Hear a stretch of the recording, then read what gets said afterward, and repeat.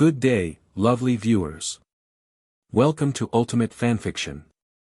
We have an exciting story lined up for you today. What if the sorting hat refused to sort anyone until Harry's 67 illegal enchantments were removed? Your engagement means the world to us. Like, comment, and subscribe to help us grow and bring you more amazing content. Without wasting any time, let's start. Chapter 1. The Hat's refusal. The Great Hall of Hogwarts buzzed with nervous excitement as the first-year students filed in behind Professor McGonagall. Hundreds of candles floated above four long tables where older students sat watching, their faces illuminated in the warm, flickering light. The enchanted ceiling above mirrored the night sky outside, clear and scattered with stars. Harry Potter shuffled along with the other first-years, his stomach performing somersaults. After the strangest summer of his life, discovering he was a wizard, meeting a half-giant, buying school supplies from magical shops, and riding a train from a platform that shouldn't exist, this moment felt like the culmination of an impossible dream.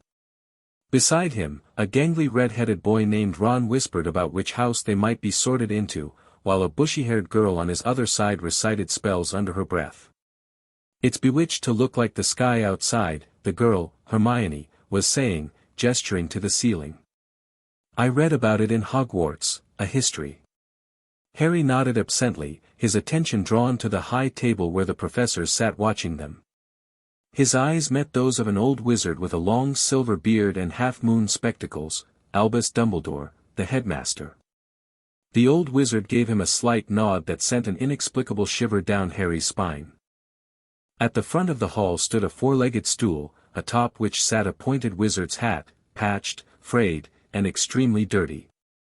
Harry stared at it, wondering what exactly they were supposed to do with it. Fred and George, Ron's older brothers, had joked about wrestling a troll, but Ron had mentioned something about trying on a hat. Professor McGonagall stepped forward holding a long roll of parchment. "When I call your name, you will put on the hat and sit on the stool to be sorted," she announced. "Abbott, Hannah." A pink-faced girl with blonde pigtails stumbled out of line, put on the hat, which fell right down over her eyes, and sat down.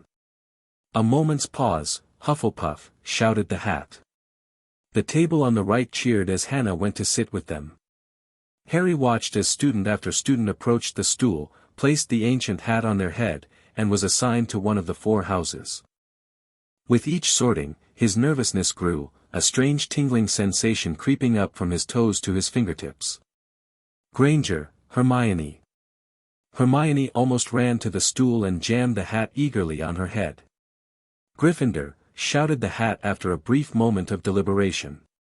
Ron groaned beside Harry, who gave him a questioning look. "My whole family's been in Gryffindor," Ron muttered. "What if I'm put somewhere else? What if I'm in Slytherin?"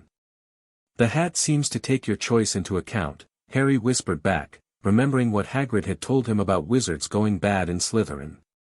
More names were called. Neville Longbottom, the boy who kept losing his toad, was sorted into Gryffindor after nearly a full minute with the hat on his head. Malfoy, the pale boy Harry had met in Diagon Alley, swaggered forward when his name was called and got his wish at once. The hat had barely touched his head when it screamed, "Slytherin." The crowd of first-years was thinning now. Moon. Not. Parkinson, then a pair of twin girls, Patil, and Patil, then Perks, Sally Ann, and then Potter, Harry. As Harry stepped forward, whispers broke out across the hall like little hissing fires. "Potter, did she say? The Harry Potter?" Harry felt every eye in the great hall fixed upon him as he walked toward the stool.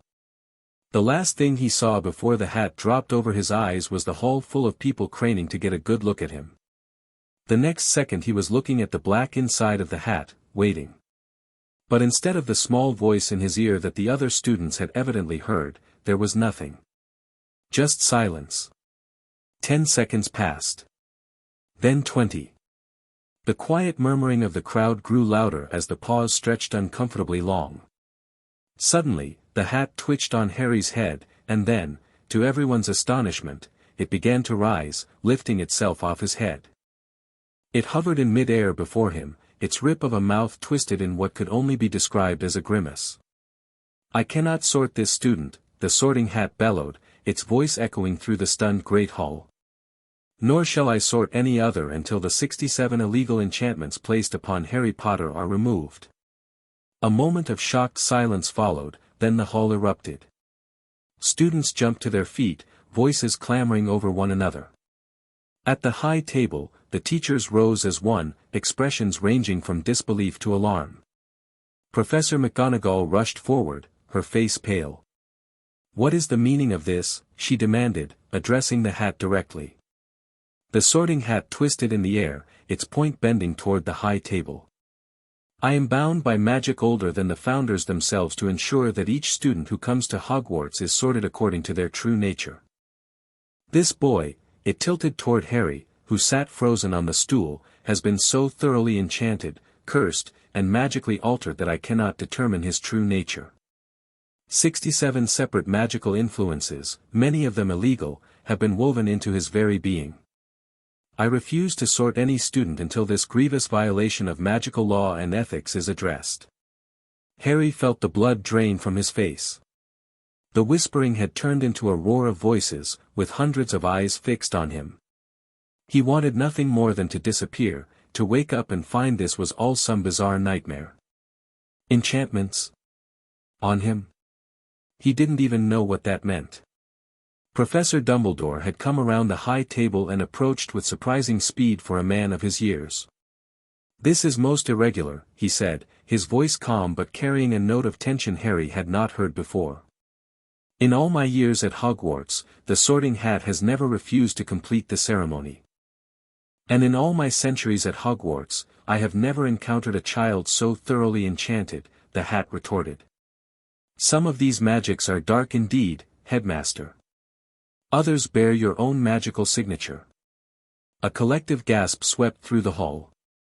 Harry's head snapped up to look at Dumbledore, whose face had gone very still. "Perhaps," Dumbledore said carefully, "we should continue this discussion in private. Professor McGonagall, would you please escort the remaining first-years to the antechamber? Prefects, please lead your houses back to your dormitories. The feast will be served there this evening while we address this situation."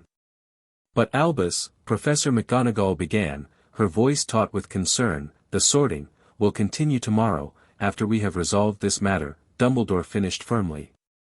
He turned to the students, who were still standing, watching the scene unfold with rapt attention. "I must ask for your cooperation during this unprecedented situation. Prefects, please lead the way." Reluctantly, the students began to file out, though many kept looking back at Harry, who remained rooted to the stool, his face burning with embarrassment and confusion. Among the staff, several professors were engaged in heated whispers, shooting glances at both Harry and Dumbledore. "Mr. Potter," McGonagall said gently, placing a hand on his shoulder. "Please come with me. The rest of you," she addressed the remaining first-years, "follow along to the antechamber. Professor Flitwick will stay with you." Harry rose on shaky legs, feeling as though he might be sick. As he followed Professor McGonagall, he caught sight of Ron's shocked face among the first-years being herded away, and Hermione's wide-eyed stare from the Gryffindor table.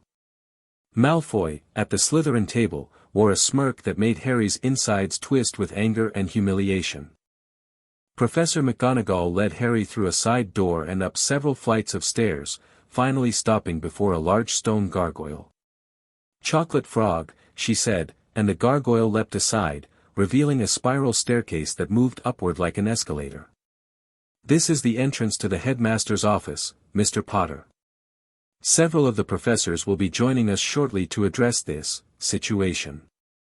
"Professor," Harry managed, finding his voice at last, "what did the hat mean? I don't have any enchantments on me. I didn't even know I was a wizard until a month ago."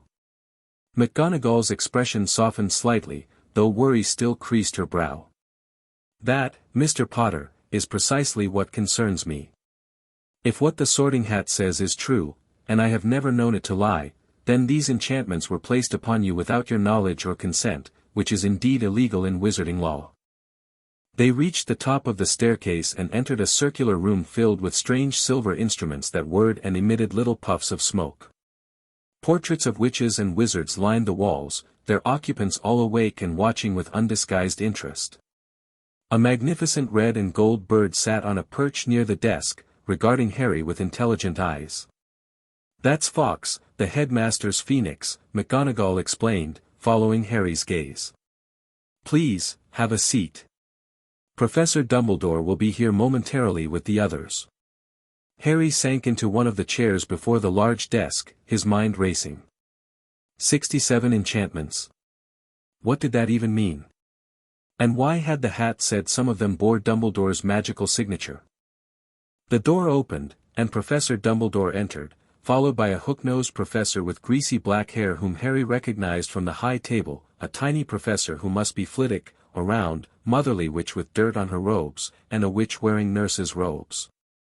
"Mr. Potter," Dumbledore began, settling himself behind the desk, "this is Professor Snape, our potions master, Professor Flitwick, who teaches charms, Professor Sprout, who teaches herbology, and Madame Pomfrey, our school nurse. In light of the Sorting Hat's declaration, they will be assisting us in determining exactly what enchantments may be affecting you." "But sir," Harry said desperately, "I don't understand. How could I have enchantments on me? Who would have put them there? And why?" "Those," said Dumbledore gravely, "are excellent questions, Harry. May I call you Harry? I believe we will all be working quite closely together in the coming days." Harry nodded dumbly, still trying to process everything. "As to who placed these enchantments on you and why," Dumbledore continued, "I can only speak to a small number that I myself placed upon you when you were an infant, after the tragic death of your parents. These were protective in nature, designed to shield you from those who might wish you harm." "You did this to me?"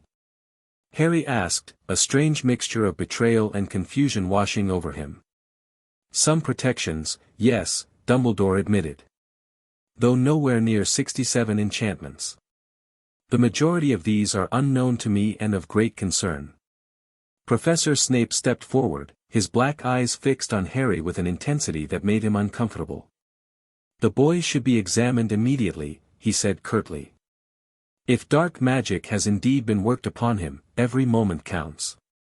"Agreed," said Madame Pomfrey, already removing her wand from her robes. "Mr. Potter, I'm going to perform a basic diagnostic charm. It won't hurt, but you might feel a slight tingling sensation." Harry nodded, gripping the arms of his chair as Madame Pomfrey waved her wand in complex patterns around his head. A soft blue glow emanated from the tip, enveloping Harry briefly before shifting to a deep purple, then red, then a sickly green. "Merlin's beard," she whispered, her face paling. "The Sorting Hat was right. I've never seen anything like this." "What is it?" Harry asked, his voice barely audible. Madame Pomfrey glanced at Dumbledore, who nodded. "There are layers upon layers of spells here, Mr. Potter. Some are indeed protective charms, blood wards, I believe, and quite powerful ones. But there are others, tracking charms, suppression spells, memory modifications, magical bindings." She trailed off, looking troubled. "Tracking charms?" Professor McGonagall's voice was sharp. "Albus, did you authorize tracking charms on the boy?" "A simple location monitor, Minerva," Dumbledore replied. "To ensure Harry's safety while he was with his relatives.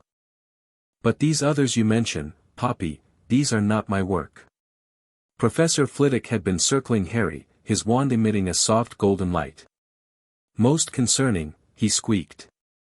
"There appear to be several magical dampeners in place, spells designed to restrict the flow of magical energy. If these have been on Mr. Potter since he was a child, they could have severely impacted his magical development." Harry felt a chill run through him. "Are you saying someone's been stopping me from doing magic properly?" "Not stopping," Flitwick corrected. "Controlling. Restricting. Imagine a river with several dams placed along its course. The water still flows, but its path and power are dictated by these artificial structures. Professor Snape had been muttering incantations under his breath, his wand movements precise and controlled. "There are darker elements at work as well," he said, his voice low. "Remnants of ancient magic, and something else. Something that does not belong." Could it be related to his scar? Professor McGonagall asked, glancing at the lightning bolt on Harry's forehead. "Almost certainly," Dumbledore replied. The night Voldemort attacked, several of the professors flinched at the name, left its mark on Harry in more ways than the physical. But who would do this? Harry burst out, unable to contain himself any longer. "Who would put all these spells on me?" The professors exchanged glances, and it was Professor Sprout who finally spoke, her voice gentle. "Mr. Potter, from what we can determine so far, these enchantments appear to have been placed by multiple sources over many years. Some seem protective, others controlling, and some," she hesitated, "some may have manifested from your own magic responding to difficult circumstances." Harry thought of the cupboard under the stairs, of Uncle Vernon's purple face shouting at him, of Aunt Petunia swinging a frying pan at his head, of Dudley and his friends hunting him through the neighborhood. "You mean the Dursleys," he said flatly. When things happened to me there." A charged silence filled the room. Dumbledore's blue eyes had lost their twinkle entirely, and McGonagall's lips were pressed into such a thin line they had nearly disappeared. "I warned you, Albus," she said, her voice barely more than a whisper. "I sat outside their house all day. I told you what kind of people they were." "You did, Minerva," Dumbledore acknowledged, his voice heavy with what might have been regret. "But the blood protection was paramount. I still believe, that keeping Harry with his mother's blood kin offered him protection that could not be found elsewhere." "At what cost?" McGonagall demanded. "Look at him, Albus. 67 enchantments. His magic trying to protect him from those who should have been caring for him." Harry felt something twist inside him, anger, betrayal, but also a strange sense of vindication. Someone had finally seen. Someone finally understood what living with the Dursleys had been like. "Perhaps," Snape interjected smoothly, though his eyes still bored into Harry with that unsettling intensity, "we should focus on the immediate problem. These enchantments must be catalogued and removed carefully. Some may be dangerously entwined with the boy's own magic by now." "Severus is right," Flitwick agreed. "This will require precision work. I suggest we begin with a full magical mapping to identify each enchantment and its purpose before attempting to remove any of them." Dumbledore nodded. "Yes, that seems the wisest course. Poppy, would you please prepare the hospital wing? I believe Mr. Potter will need to remain under observation during this process." "Of course, Headmaster," Madame Pomfrey replied, already moving toward the door. "But what about the sorting?" Harry asked suddenly, remembering why they were here in the first place. "What about the other first years?" "An excellent point, Harry," Dumbledore said. "The Sorting Hat's refusal to continue affects not just you but all your classmates as well. Perhaps we should consult the hat itself." He rose and crossed to a shelf where the Sorting Hat sat, looking somehow smug for an inanimate object. Dumbledore brought it back to the desk and set it down facing Harry. "Well?" Dumbledore prompted. "You have caused quite a disruption to our traditional ceremony. What precisely do you require before you will resume your duties?" The hat's rip of a mouth opened. "I have made my position clear, Headmaster. The boy must be free of external magical influence before I can accurately determine his true nature and place him in the appropriate house. The same applies to any student, I must see them as they truly are, not as they have been magically molded to be." "And if we remove these enchantments?" McGonagall asked. "Then I shall sort Mr. Potter, and all the remaining students, as is my duty," the hat replied. "But not before. The integrity of the sorting is paramount, it has been since the founders first enchanted me. I will not compromise on this." Dumbledore sighed. "Very well.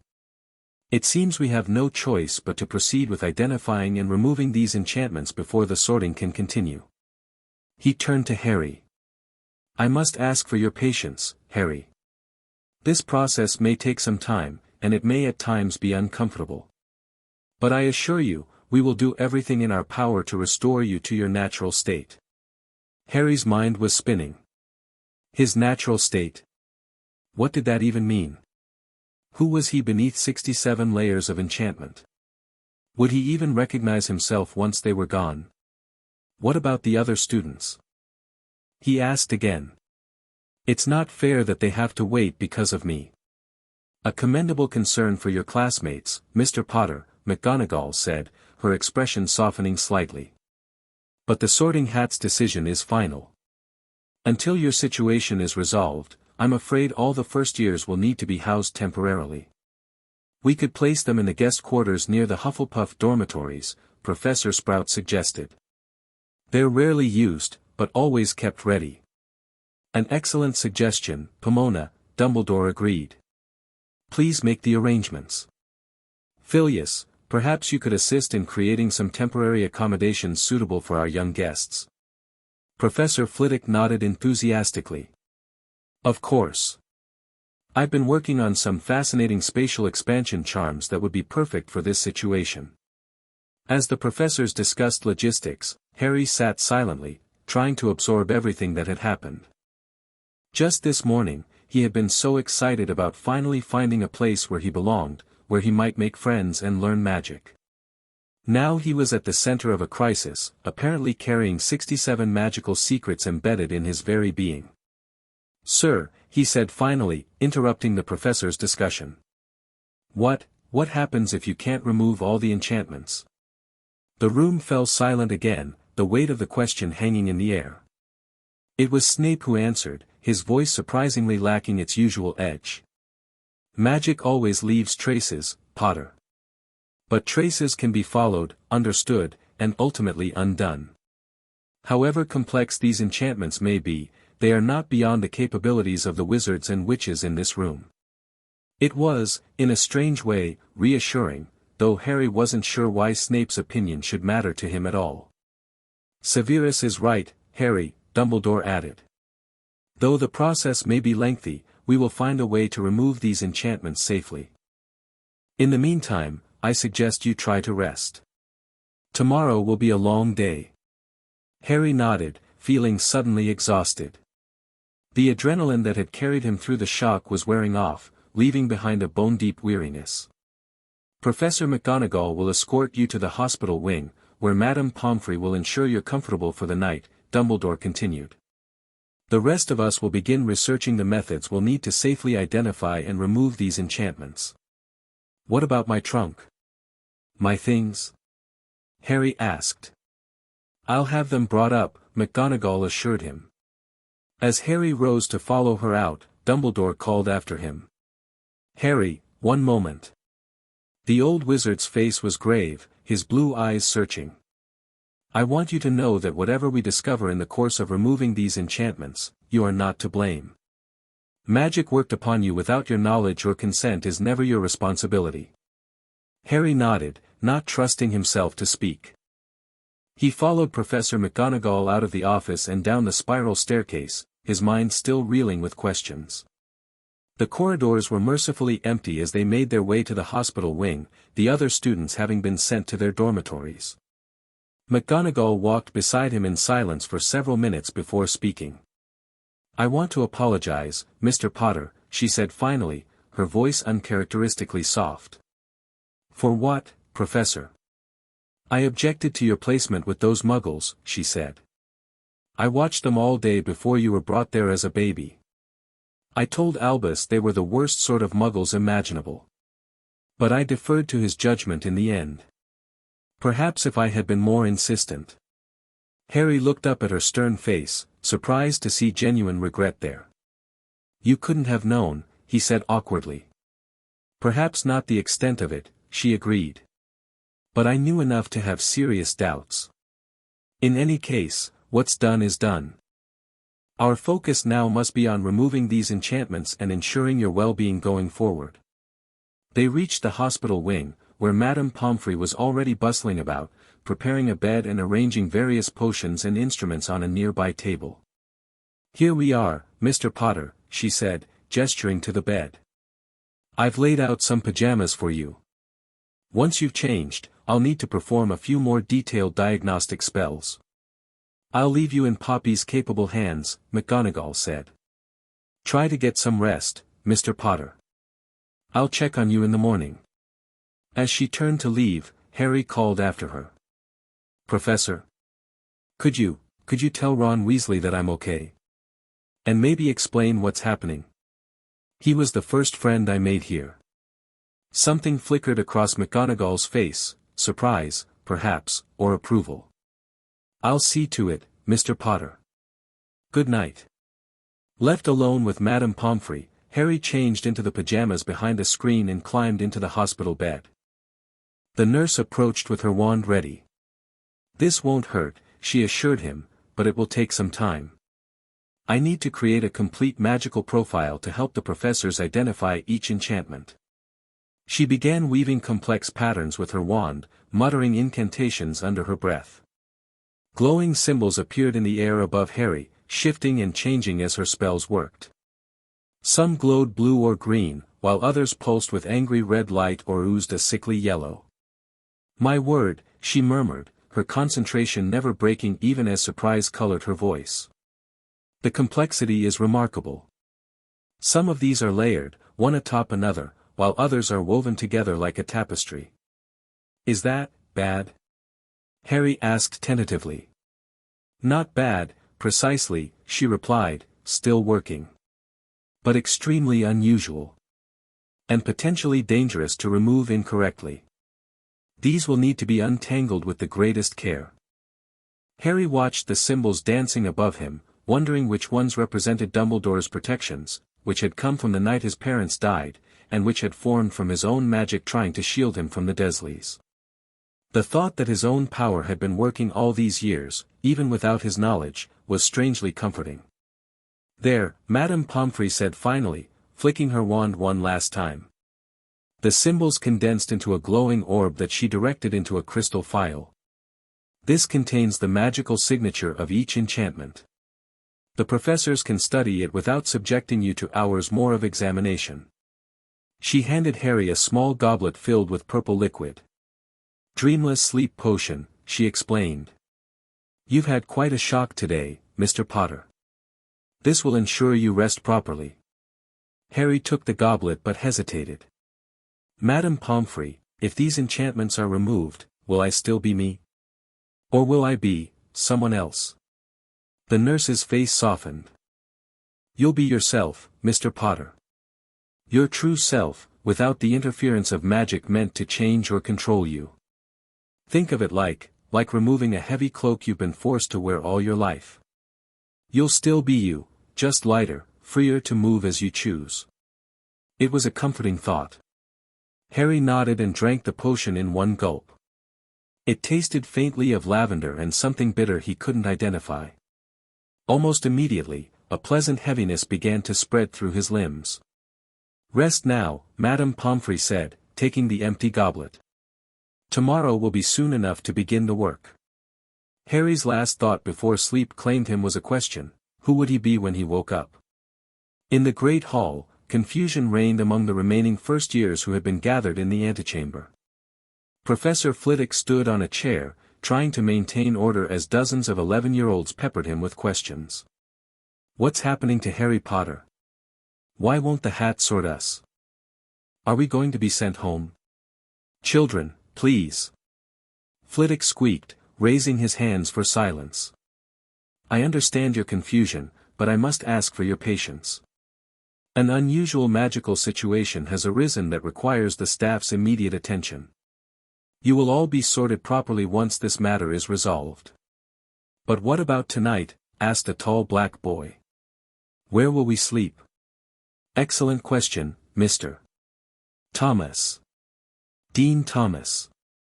Mr. Thomas. You will be escorted to temporary accommodations where you'll be quite comfortable until the sorting can resume. Now, if you'll all please follow me in an orderly fashion." As the first years filed out behind the diminutive professor, Ron Weasley hung back, waiting until he could speak to Hermione Granger, who had snuck back into the Great Hall despite the prefect's instructions. "Did you hear what the hat said?" Ron whispered. 67 enchantments. On Harry. "Of course I heard," Hermione whispered back, her face pale with worry. "It's absolutely unheard of.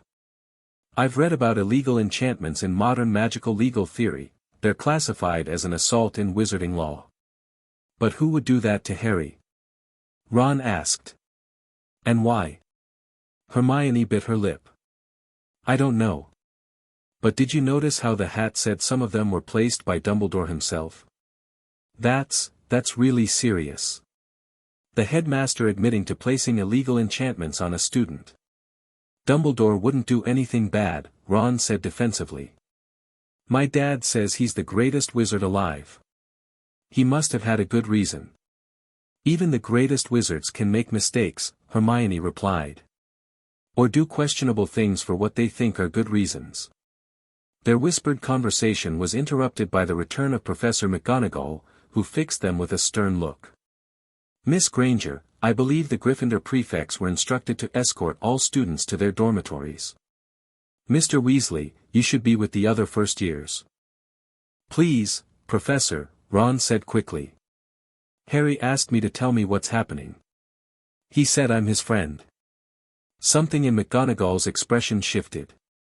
"Did he indeed?" she said, more gently. "Well, Mr. Potter is currently in the hospital wing, where he will remain while we address the situation with these enchantments. He is physically well, merely resting after a trying evening." "Will he be allowed visitors?" Hermione asked boldly. McGonagall considered for a moment. "Perhaps tomorrow, depending on Madame Pomfrey's assessment. Now, Miss Granger, please return to Gryffindor Tower. Mr. Weasley, the first years are being settled in the guest quarters near the Hufflepuff dormitories. Professor Flitwick will show you the way." As they turned to go, Ron called back, "Professor. Can you tell Harry, tell him we're thinking of him, yeah?" McGonagall's stern face softened almost imperceptibly. "I will convey your message, Mr. Weasley. Now, off you go." In the headmaster's office, an emergency meeting of the senior staff was underway. Professors Dumbledore, Snape, Flitwick, and Sprout had been joined by Professor Quirrell, the stammering defense against the dark arts teacher, and Professor Babbling, who taught ancient runes. SS 67 enchantments. Quirrell was saying, his perpetual stutter more pronounced than usual. "I've never heard of such a thing." "Nor have I," Professor Babbling agreed, examining the crystal file containing the magical signatures Madame Pomfrey had collected.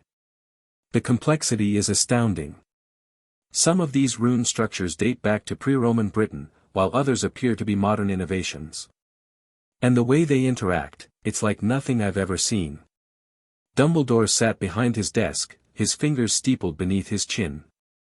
"Our immediate concern must be identifying each enchantment and determining the safest order for their removal. Some may be providing vital protections that, if removed prematurely, could endanger Harry. Such as the blood wards," Snape said, his voice neutral. "Removing those first would leave him vulnerable to outside forces." A brief silence fell as everyone in the room considered the implications. Voldemort might be gone, but many of his followers remained at large. "We should categorize them," Flitwick suggested, breaking the silence. "Protective enchantments, monitoring spells, bindings, and so forth. Then we can assess which are benign, which are harmful, and which are ethically questionable." "An excellent suggestion, Phileas," Dumbledore agreed. "And I believe we should be transparent with young Harry about what we discover. He has a right to know what has been done to him, and by whom, insofar as we can determine." "Are you sure that's wise, Albus?" Professor Sprout asked gently. "Some of these truths may be difficult for an 11-year-old to bear." "Perhaps," Dumbledore acknowledged. "But keeping him in ignorance has evidently not served him well thus far. And I suspect Mr. Potter has already endured more difficult truths than most adults." Snape made a small, skeptical noise but said nothing. There's also the matter of the other first years, Sprout continued. The longer the sorting is delayed, the more disruptive it will be to the start of term. I've spoken with the Hat, Dumbledore said. It is adamant. Until Harry is free of these enchantments, it will not sort anyone. We must proceed as quickly as safety allows. What of the Ministry? Snape asked suddenly. When word of this reaches them, as it inevitably will, they will demand involvement. Particularly given your admission to placing some of these enchantments yourself. Dumbledore's blue eyes grew cold. The protective spells I placed on Harry after his parents' death were not illegal at the time, though the laws regarding magical guardianship have since changed. As for the Ministry, we shall cross that bridge when we come to it. For now, our priority must be Harry's well-being. The meeting continued late into the night, with each professor contributing their expertise to the analysis of Harry's magical profile.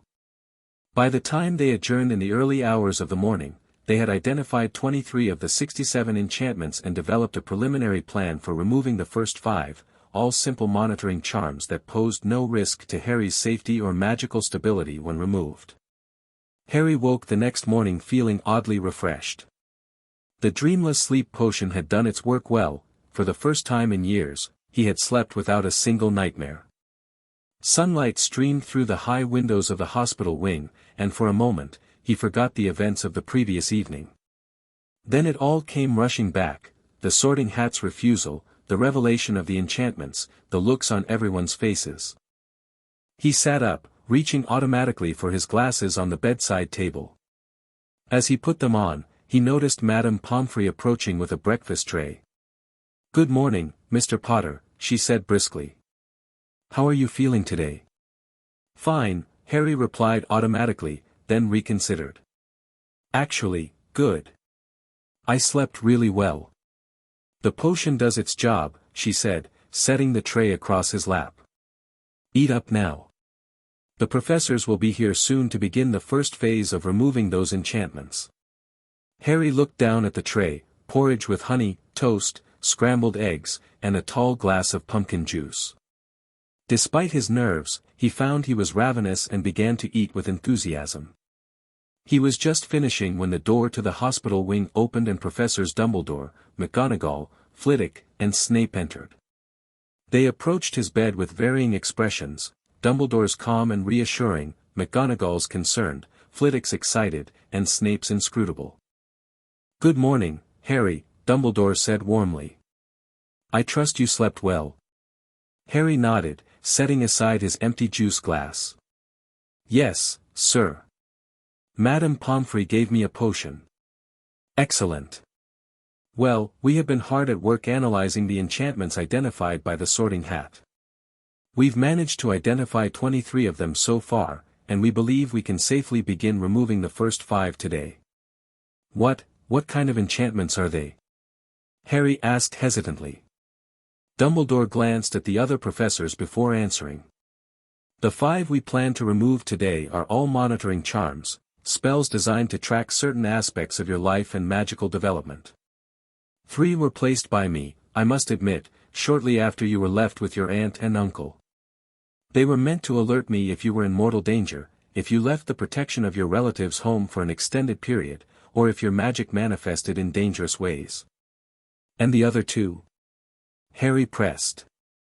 "We are less certain," McGonagall said. "They appear to be more recent, perhaps placed within the last 5 years. One seems designed to monitor your emotional state, particularly feelings of anger or resentment.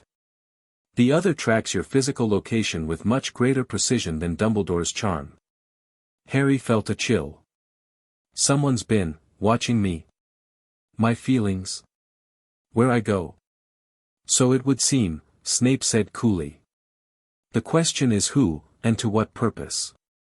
"Our hope," Flitwick interjected, his voice cheerful despite the subject matter, "is that as we remove these enchantments, we may be able to trace their magical signatures back to their casters. Magic always leaves traces, after all." Madame Pomfrey had been preparing a series of potions on a nearby table. She approached now with a small blue vial. This will help stabilize your magical core during the removal process, she explained. It may taste unpleasant, but it's important you drink it all. Harry took the vial and swallowed its contents, grimacing at the bitter, metallic taste. Ugh. Yes, well, medicine rarely tastes like pumpkin juice, Madame Pomfrey said briskly. Now, lie back and try to relax. The professors will need to work together on this. Removing enchantments is delicate work. Harry lay back against the pillows, suddenly nervous. Will it hurt? You may feel some discomfort, Dumbledore said honestly. Particularly as these spells have been part of your magical makeup for some time. But we will proceed with the utmost care, and Madame Pomfrey will ensure you remain comfortable throughout. The four professors positioned themselves around Harry's bed, drawing their wands in unison. Dumbledore stood at the head, McGonagall and Flitwick on either side, and Snape at the foot. Madame Pomfrey stood nearby, monitoring equipment at the ready. We will begin with the simplest of the monitoring charms, Dumbledore explained. The one that alerts me if you leave your relatives home for more than 24 hours. On my count, 3, 2, 1. The four professors began to chant in what sounded to Harry like Latin, their wands moving in synchronized patterns above his body. A strange sensation began to build in his chest, not painful, exactly, but uncomfortable, like an itch deep beneath his skin that he couldn't scratch. A soft golden glow emanated from his skin, pulsing in rhythm with the chanting. As the spell reached its crescendo, Harry felt something snap inside him, like a rubber band stretched to its limit finally breaking. He gasped, his back arching slightly off the bed. It's done, Dumbledore said, lowering his wand. The first enchantment has been removed. How do you feel, Harry? Harry took a moment to assess himself. Strange, he said finally. Like I can breathe a little easier. I didn't even realize I couldn't before. A common response to having a long-term enchantment removed, Flitwick said, nodding enthusiastically. Our magic becomes so accustomed to working around these foreign elements that we don't notice the strain until it's gone. Shall we continue with the second? McGonagall asked, looking at Harry for confirmation. Harry nodded, settling back against the pillows. Yes. I want them all gone. The process continued through the morning as, one by one, the 5 monitoring charms were carefully unraveled and removed from Harry's magical core. Each removal left him feeling subtly different, lighter, clearer, more present in his own body. The 4th charm, the one tracking his emotional states, proved particularly difficult to remove. As the professors worked to untangle it from his magic, Harry felt waves of suppressed emotion washing through him, anger, fear, resentment, grief, emotions he'd learned to bottle up living with the Dursleys, now suddenly breaking free. Steady now, Madame Pomfrey murmured, wiping sweat from his brow with a cool cloth. Almost there. When the charm finally broke, Harry let out a sob he couldn't contain, tears streaming down his face. The emotions were overwhelming, but strangely cathartic, like lancing a wound that had been festering for years. I'm sorry, he gasped, embarrassed by the display. There is no need for apology, Harry, Dumbledore said gently. That particular enchantment appears to have been suppressing your emotional responses, forcing you to contain feelings that should have been expressed naturally. What you're experiencing now is simply those emotions finding their proper release. Harry wiped at his eyes, noticing that even McGonagall's stern expression had softened with sympathy. Only Snape remained impassive, though Harry thought he detected a flicker of something, recognition, perhaps, in those black eyes before the potion's master looked away. By midday, all 5 monitoring charms had been successfully removed. Harry lay back exhausted but strangely exhilarated. It was as though colors were brighter, sounds clearer, his thoughts more his own than they had ever been. Well done, Harry, Dumbledore said warmly. That's 5 down, 62 to go. But I think that's quite enough for today. You need rest to allow your magic to stabilize around these changes. What happens now? Harry asked. With the sorting, I mean. And classes. The other professors are continuing to analyze the remaining enchantments, McGonagall explained. Once we've identified and categorized them all, we can develop a plan for their systematic removal. As for classes, they will begin as scheduled for the older students, but the first year's schedule will necessarily be delayed until you can all be properly sorted. I'm sorry, Harry said, guilt washing through him. Everyone's missing out because of me. Nonsense, Potter, McGonagall said briskly. This situation is not of your making. And I can assure you, the other first years are being well looked after. Professor Sprout has arranged for them to receive an introduction to magical theory and Hogwarts history while they wait. Indeed, Flitwick squeaked. And I believe several of your classmates have been quite persistent in asking about your welfare. A Mr. Weasley and Miss Granger in particular. Harry felt a warm glow at the thought that Ron and Hermione were concerned about him. Could they visit? Later, I mean, when I'm feeling stronger. The professors exchanged glances, and it was Dumbledore who answered. I see no reason why not, provided Madame Pomfrey agrees. A brief visit this evening, perhaps. Madame Pomfrey pursed her lips but nodded. No more than 15 minutes, and only if Mr. Potter rests properly until then. I will, Harry promised eagerly. Then it's settled, Dumbledore said, rising. Rest now, Harry. We will continue tomorrow with the next set of enchantments. As the professors filed out, Harry settled back against his pillows, his mind racing despite his physical exhaustion. 5 enchantments removed, 62 to go. And already he felt different, more himself, somehow, though he couldn't have explained exactly what that meant. He wondered what further changes would come as the layers of magic wrapped around him were peeled away, one by one. And more importantly, he wondered who he would be when it was all done, when the true Harry Potter finally emerged from beneath 67 layers of magical interference. Word spread quickly throughout Hogwarts about what had happened during the sorting ceremony. By lunchtime, the entire school was buzzing with rumors and speculation. In the Great Hall, students huddled in groups, whispering theories about Harry Potter and the mysterious enchantments. I heard they were put there by you-know-who himself, a Hufflepuff third year said in hushed tones. Don't be stupid, his friend replied. You-know-who tried to kill Potter, not enchant him. Maybe that's why he couldn't kill him, suggested another. Because of all these enchantments protecting him. At the Slytherin table, Draco Malfoy held court, his pale pointed face alight with malicious glee. Father always said there was something strange about Potter, he drawled to his audience of fellow first years. Now we know. He's been enchanted to make everyone think he's special. Probably can't even do real magic on his own. But the Sorting Hat said some of the enchantments were illegal, said Blaise Zabini, a thoughtful expression on his dark face. That seems serious. Of course it's serious, Malfoy scoffed. Potter's probably dangerous. Why else would Dumbledore have put spells on him? I wouldn't be surprised if they send him away once they figure out what he really is. In the temporary quarters assigned to the unsorted first years, the mood was mixed.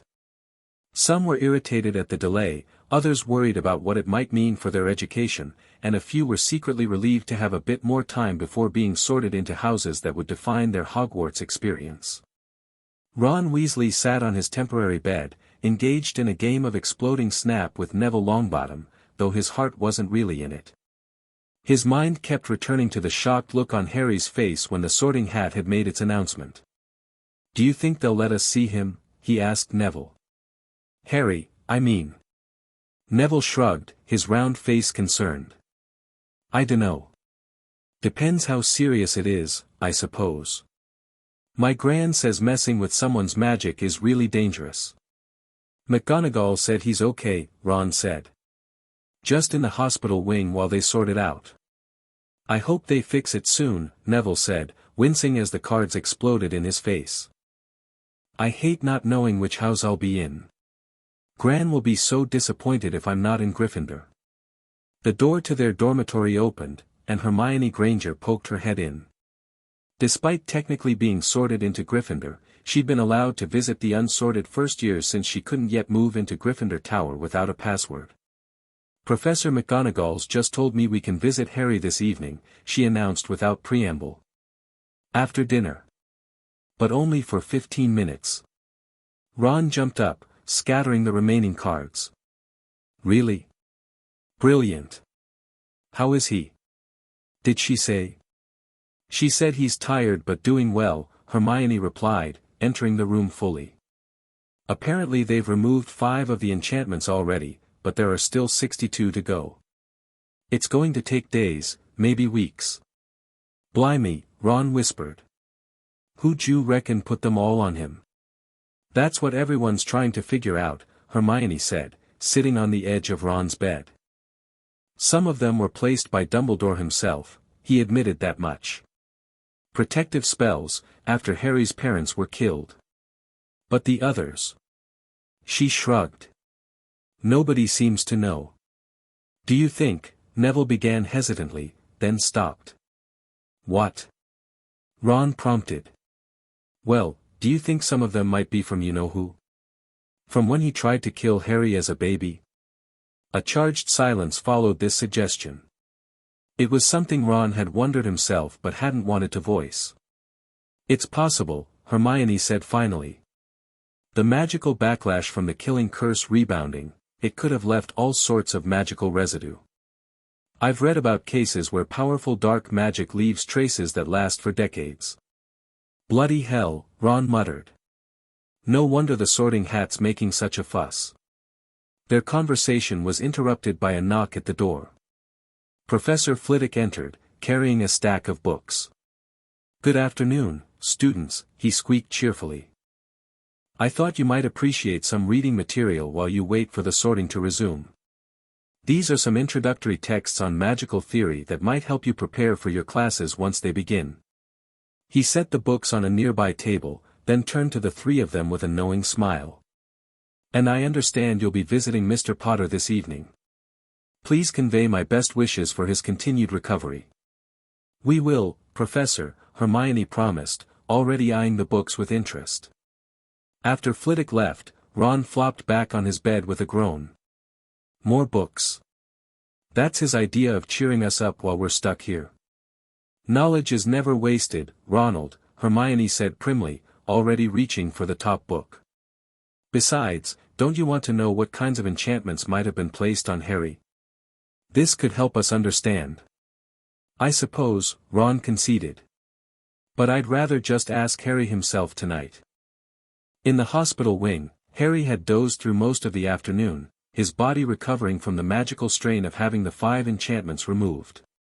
He woke feeling groggy but strangely light, as though some weight he'd been carrying his entire life had been partially lifted. Madame Pomfrey was at his side almost immediately, checking his pulse and temperature with quick, efficient movements. "How are you feeling, Mr. Potter?" she asked. Harry considered the question. "Different," he said finally. "But good different, I think. More awake." She nodded, making a note on a chart. "That's to be expected. Those monitoring charms were constantly drawing small amounts of your magical energy to function. With them gone, that energy is yours again." "Will I feel even more different when the rest are gone?" Harry asked. "Almost certainly," she replied. "Particularly when we remove the binding spells that are restricting your magic. Those are far more significant than simple monitoring charms." Harry sat up straighter. "There are spells stopping me from using my magic properly?"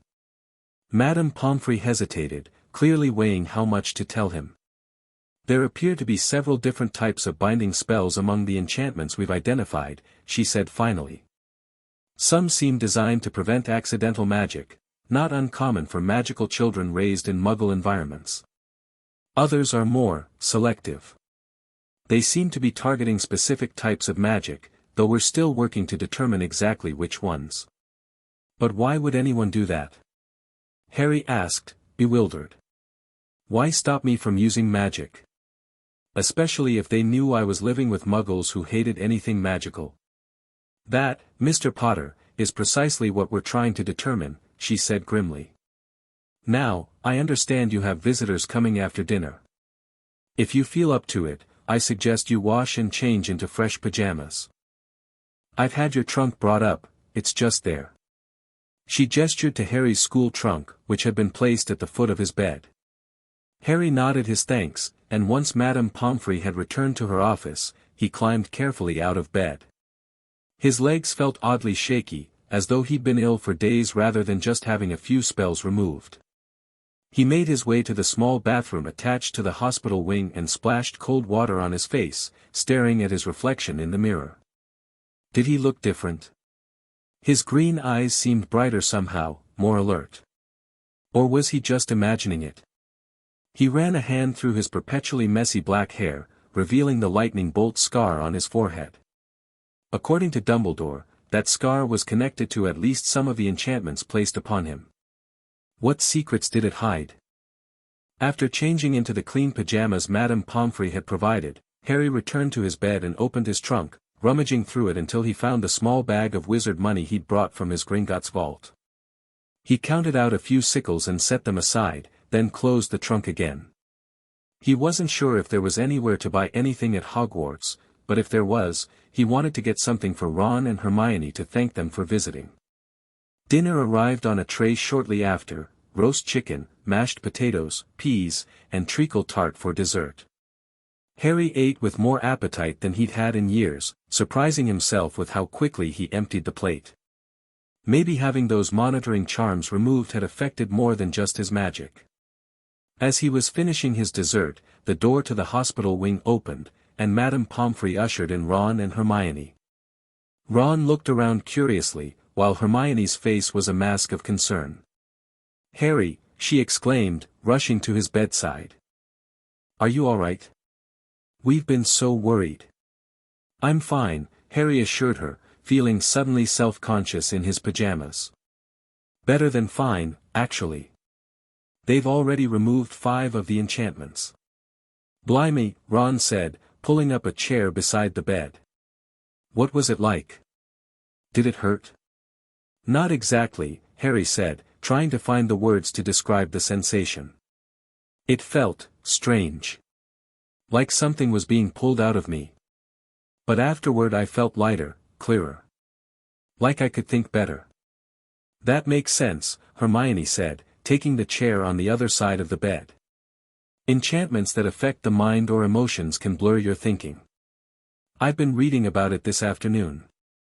"Of course you have," Ron said with a good-natured roll of his eyes.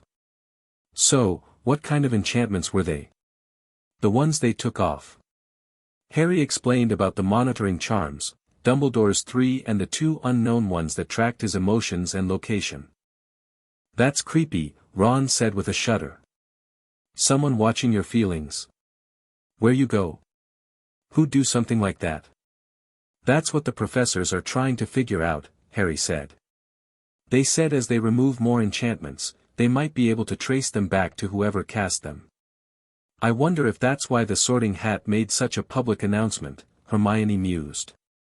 "To make sure the enchantments would be investigated properly. If it had just told the professors privately, they might have tried to keep it quiet." "Maybe," Harry agreed. "But now everyone knows, and they're all talking about me, aren't they?" He couldn't keep the bitterness from his voice. "As if being the boy who lived wasn't enough to make me stand out." "People are curious," Hermione admitted. "But most of them are just concerned. Well, except for Malfoy and his crowd, they're being absolutely horrible, saying you're dangerous and should be sent away." "Git," Ron muttered. "Don't listen to him, Harry. The professors will sort this out." "What about you two?" Harry asked, eager to change the subject. "Where are you staying, since the sorting's on hold?" "They've put all us first years in some guest quarters near the Hufflepuff dormitories," Ron explained. "It's not bad, actually. We've each got our own beds, and the house elves bring meals. Hermione's supposed to be in Gryffindor, but she can't get into the tower yet because she doesn't have the password." "And what's happening about classes?" Harry asked. They're starting for everyone else tomorrow, Hermione said. For us first years, Professor Sprout and Professor Flitwick are giving introductory lectures on magical theory and Hogwarts history while we wait for the sorting to finish. But they said it could take weeks to remove all 67 enchantments from you, so I don't know how long they'll delay our proper classes.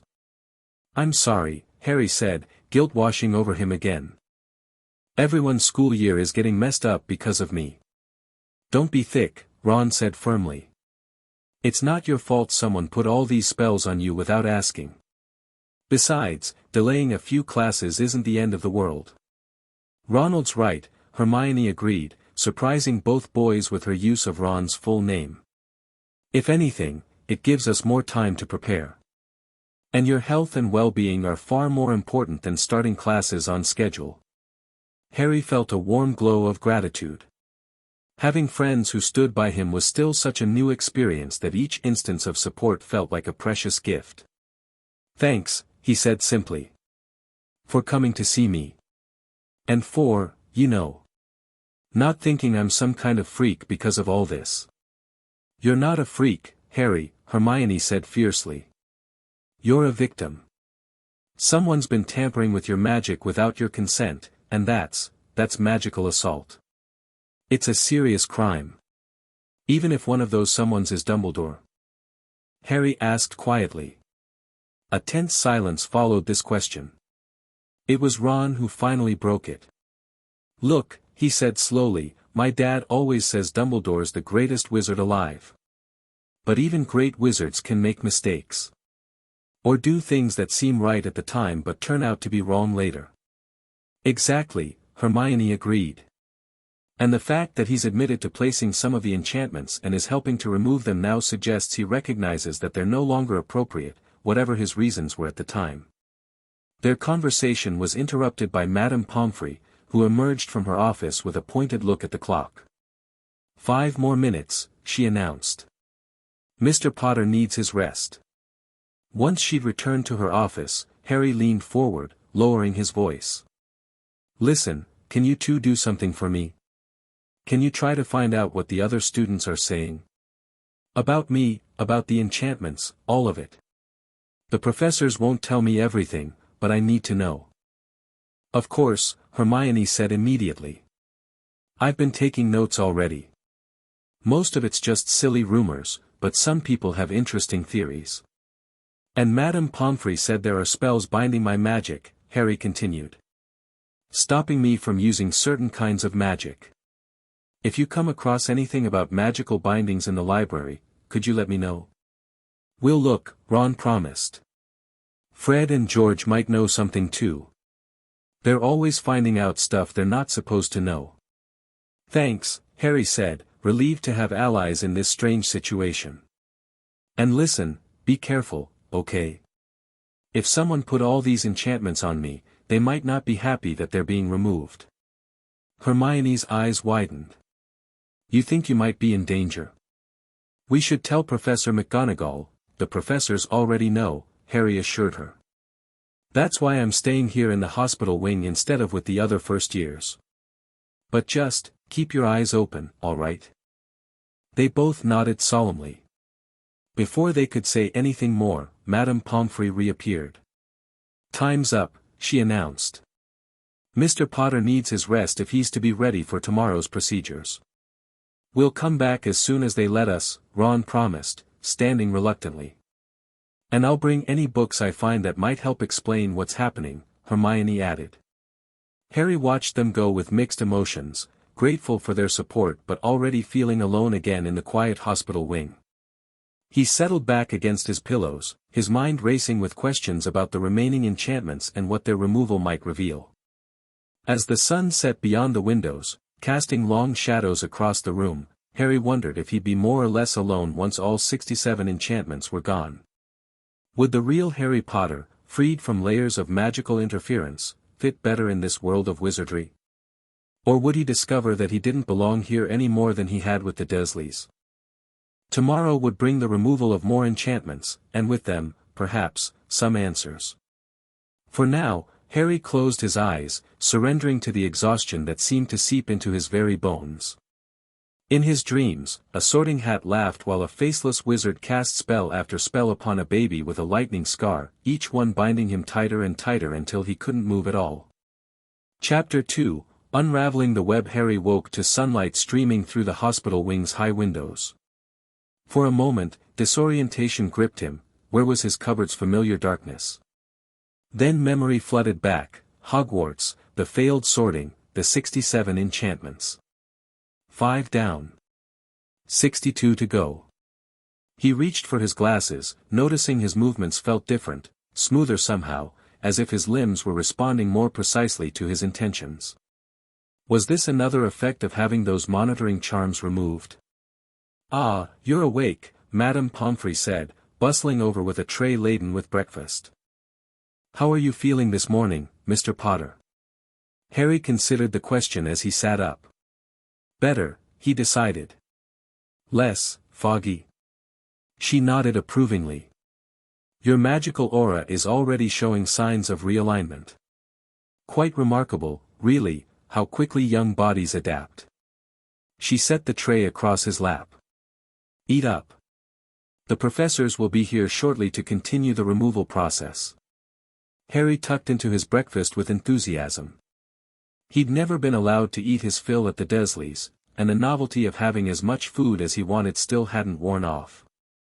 As he ate, he found himself noticing flavors more distinctly than before: the subtle sweetness of the porridge, the rich butteriness of the toast.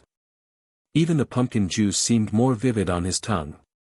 He was just finishing when the hospital wing doors opened and the professors entered, Dumbledore leading the way, followed by McGonagall, Flitwick, and to Harry's surprise, a different fourth professor than yesterday.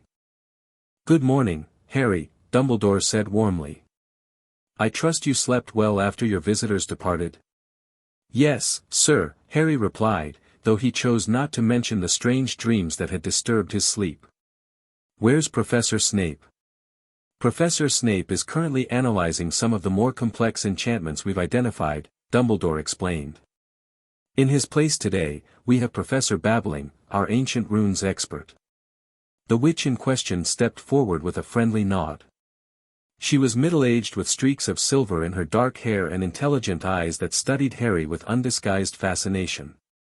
"Several of the enchantments we'll be tackling today involve runic components," she explained. "Particularly those that appear to be suppressing specific aspects of your magic." Harry straightened, suddenly alert. "You're going to remove the binding spells? The ones stopping me from using my magic properly?" "Some of them," Professor Babbling confirmed. "The simpler ones, to start with. There are layers of magical restrictions that must be removed in the correct sequence, rather like untying a complex knot." "Before we begin," Dumbledore said, his expression growing more serious, "I feel I must prepare you, Harry.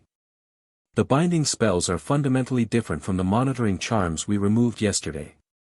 Their removal may cause more significant changes to how you experience your own magic." "What kind of changes?" Harry asked warily. It was McGonagall who answered, her voice gentle despite her stern appearance. "Your magic has been constrained, Mr. Potter, held back, directed into specific channels. As these constraints are removed, you may experience surges of magical energy. You may feel emotions more intensely. Your intuitive understanding of magic may shift or expand. It's rather like a river," Flitwick added, bouncing slightly on his toes in excitement. "For years, your magic has been flowing through artificially constructed channels. We're going to begin removing those channels, allowing your magic to find its natural course." Harry nodded, trying to absorb this. "And that's good, right? It's my magic, after all. It should flow however it's supposed to." "Precisely," Dumbledore agreed, though something in his blue eyes seemed troubled. "Though I must caution you that the adjustment period may be challenging. Your magic has adapted to these constraints. Freedom, while ultimately beneficial, may initially feel overwhelming." "I'm ready," Harry said firmly, pushing away his breakfast tray. "Whatever happens, it has to be better than having all these spells controlling me without my knowledge." The professors exchanged glances, and Harry thought he detected both approval and concern in their expressions. "Very well," Dumbledore said. "Poppy, if you would prepare Mr. Potter as you did yesterday." Madame Pomfrey approached with another blue potion vial. "This is a stronger stabilizing draught," she explained as Harry drank it. "It will help your magical core adapt to the changes more smoothly." The potion tasted even worse than yesterday's, like metal and burnt toast, but Harry swallowed it without complaint. As the professors took their positions around his bed, he noticed they arranged themselves differently than before, with Professor Babbling standing at his right side, her wand already tracing complex symbols in the air. "The first binding we'll remove today is what we call a magical dampener," Flitwick explained. "It appears to have been placed when you were approximately 7 years old, likely after an incident of accidental magic." Harry thought back. When he was 7, he'd turned his teacher's wig blue when she'd been particularly nasty to him. Could that have triggered this? "This particular enchantment," Babbling continued, "was designed to restrict your ability to affect the physical appearance of objects and people, color changes, temporary transformations, that sort of thing. Fairly common in magical children who show early signs of metamorphic talents." "I can change how things look?" Harry asked, surprised. "Most wizards can, with proper training and spell work," McGonagall said. "But some, like yourself it seems, have a natural affinity for it that manifests early. This enchantment was specifically designed to suppress that affinity." Before Harry could ask who would have placed such a spell on him, or why, Dumbledore raised his wand. "We shall begin. Remember, Harry, try to remain calm and centered. Your magic may respond unpredictably as this binding is released." The professors began to chant in unison, their wands moving in intricate patterns above Harry's body. Unlike the gentle golden glow of yesterday's procedure, this time a pale blue light emerged from Harry's chest, coalescing into what looked like a complex knot of glowing threads. Professor Babbling stepped closer, her wand identifying specific strands within the knot, which began to pulse more brightly. As the chanting intensified, Harry felt a building pressure in his chest, not painful but intensely uncomfortable, as if something inside him was straining to break free. The blue knot began to unravel, one glowing thread separating from the others. As it pulled away, Harry gasped, a sharp, electric sensation shot through his entire body, making his fingers and toes tingle and his hair stand on end. "Almost there," Babbling murmured, her wand directing the loose thread upward. With a final surge of the chanting, the thread snapped free entirely, dissolving into sparkles of light that rained down over Harry before vanishing. The pressure in his chest released so suddenly that he fell back against his pillows, breathing hard. "Excellent," Dumbledore said, lowering his wand. "The first binding is removed. How do you feel, Harry?" Harry blinked, trying to assess himself. Colors seemed different. More vibrant. The white sheets on his bed had subtle variations he hadn't noticed before, creamy white near the folds, bluish white where the sunlight hit directly. The professor's robes showed myriad shades he couldn't have named moments ago. "Everything looks more," he said inadequately. "I can see more colors. And I feel." He trailed off, uncertain how to describe the strange energy humming beneath his skin, like a musical note held just below hearing. "Your magical perception is expanding," Flitwick explained. "That particular binding was restricting not only your ability to perform certain types of magic but also your ability to perceive the subtle magical properties of the world around you. It's incredible," Harry breathed, looking around the hospital wing with new eyes. Everything seemed to shimmer with faint traces of color, the beds, the potions on Madame Pomfrey's cart, even the professors themselves each emanated a subtle glow of different hues. "Is this how everyone sees the world?" he asked, wonder in his voice. "No, Mr. Potter," McGonagall said, something like sadness in her eyes. "Most wizards and witches must train for years to develop this level of magical perception. It appears this was a natural talent of yours that was being actively suppressed." A thought struck Harry. Was this why I needed glasses? Because someone was stopping me from seeing magic properly? The professors exchanged surprised glances. An interesting hypothesis, Dumbledore mused. Though I suspect your need for corrective lenses is hereditary, your father wore similar glasses. However, it's not impossible that the suppression of your magical perception exacerbated your physical eyesight issues.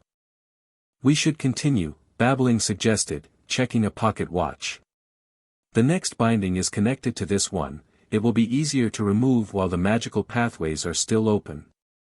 Harry nodded, settling back as the professors resumed their positions. This time, he tried to focus on the sensations as they began to chant, curious about what he might perceive with his newly enhanced awareness. To his amazement, he could actually see the magic flowing from the professors' wands, not just the light they produced, but the actual currents of power, like streams of luminous water flowing toward him and around him. Where yesterday he'd felt the spells working on him as if from a distance, now he was acutely aware of their magic interacting with his own. The second binding manifested as a red-tinged portion of the blue knot. As the professors worked to isolate it, Harry felt heat building in his palms and fingertips. When this thread finally snapped free, a visible shockwave of energy pulsed outward from his body, making the nearby curtains billow and several empty potion vials rattle on Madame Pomfrey's cart. "Whoa!" Harry gasped, staring at his hands, which were tingling intensely. "What was that one?" "A restriction on your ability to channel magic through your hands without a wand," Flitwick explained, looking delighted by the display.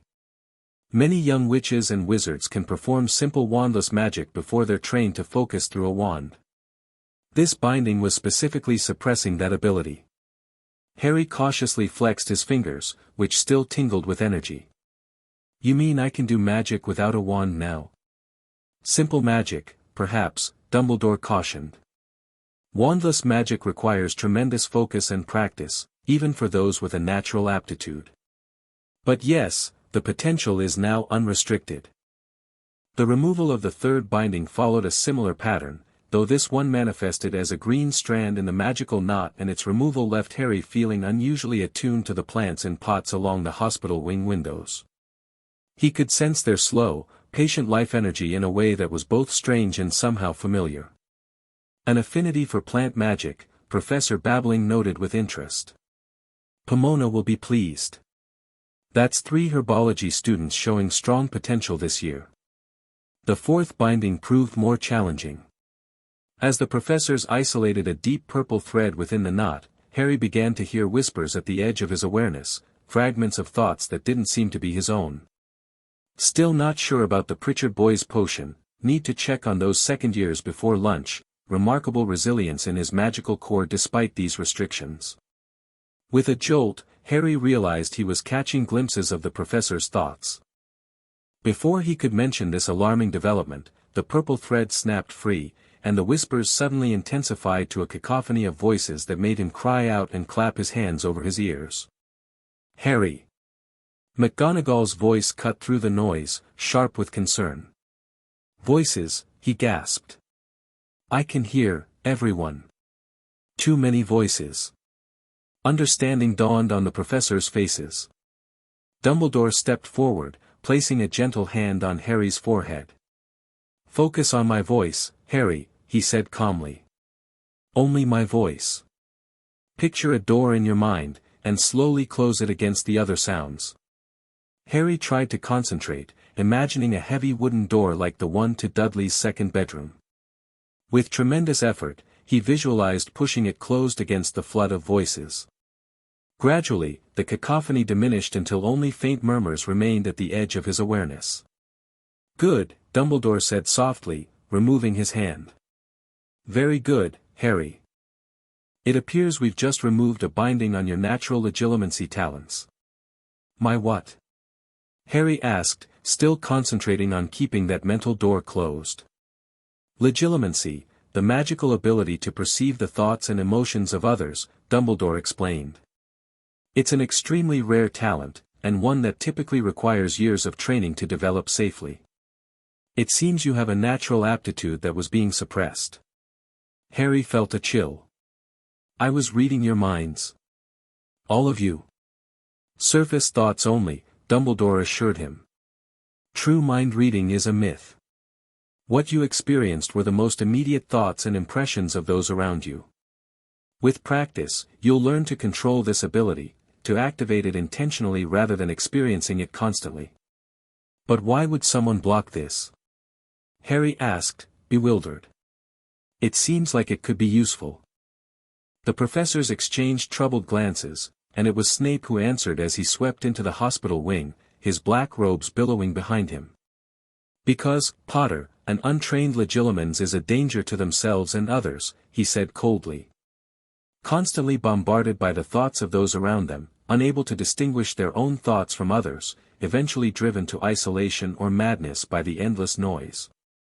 Severus, McGonagall admonished, but Snape continued. The binding was likely placed for your own protection, given your circumstances.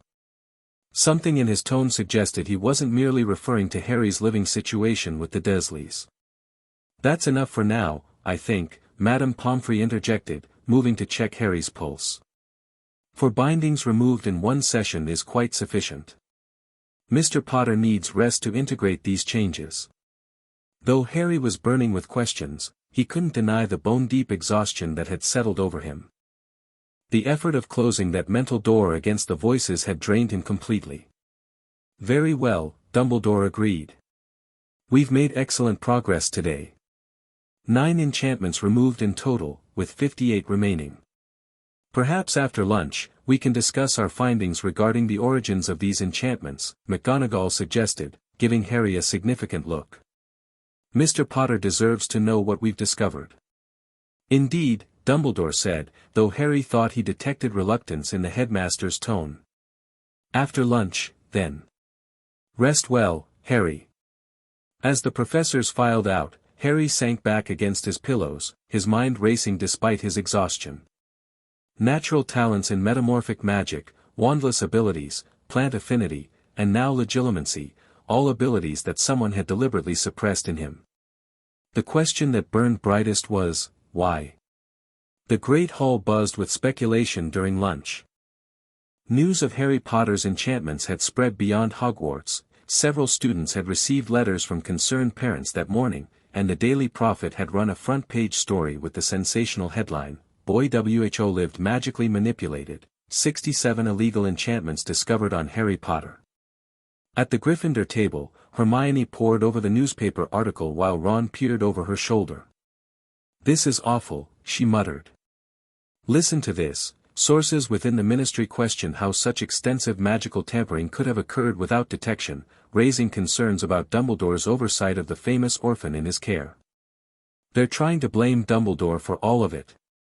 Dad always says the prophet prints whatever the ministry wants people to believe, Ron said, reaching for another sandwich. But blimey, it's only been a day and it's already in the papers. Someone at Hogwarts must have written to them immediately after the sorting, Hermione reasoned. Probably a student from a family with ministry connections. Malfoy, Ron said darkly. His father's always at the ministry, according to my dad.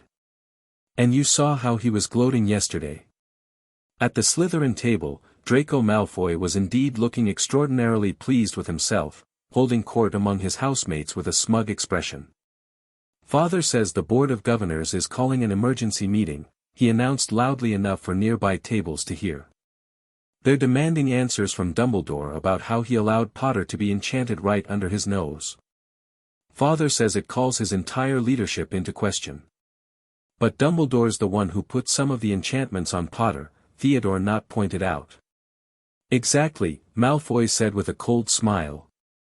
Father says admitting to illegal magical tampering with a minor is grounds for removal as headmaster.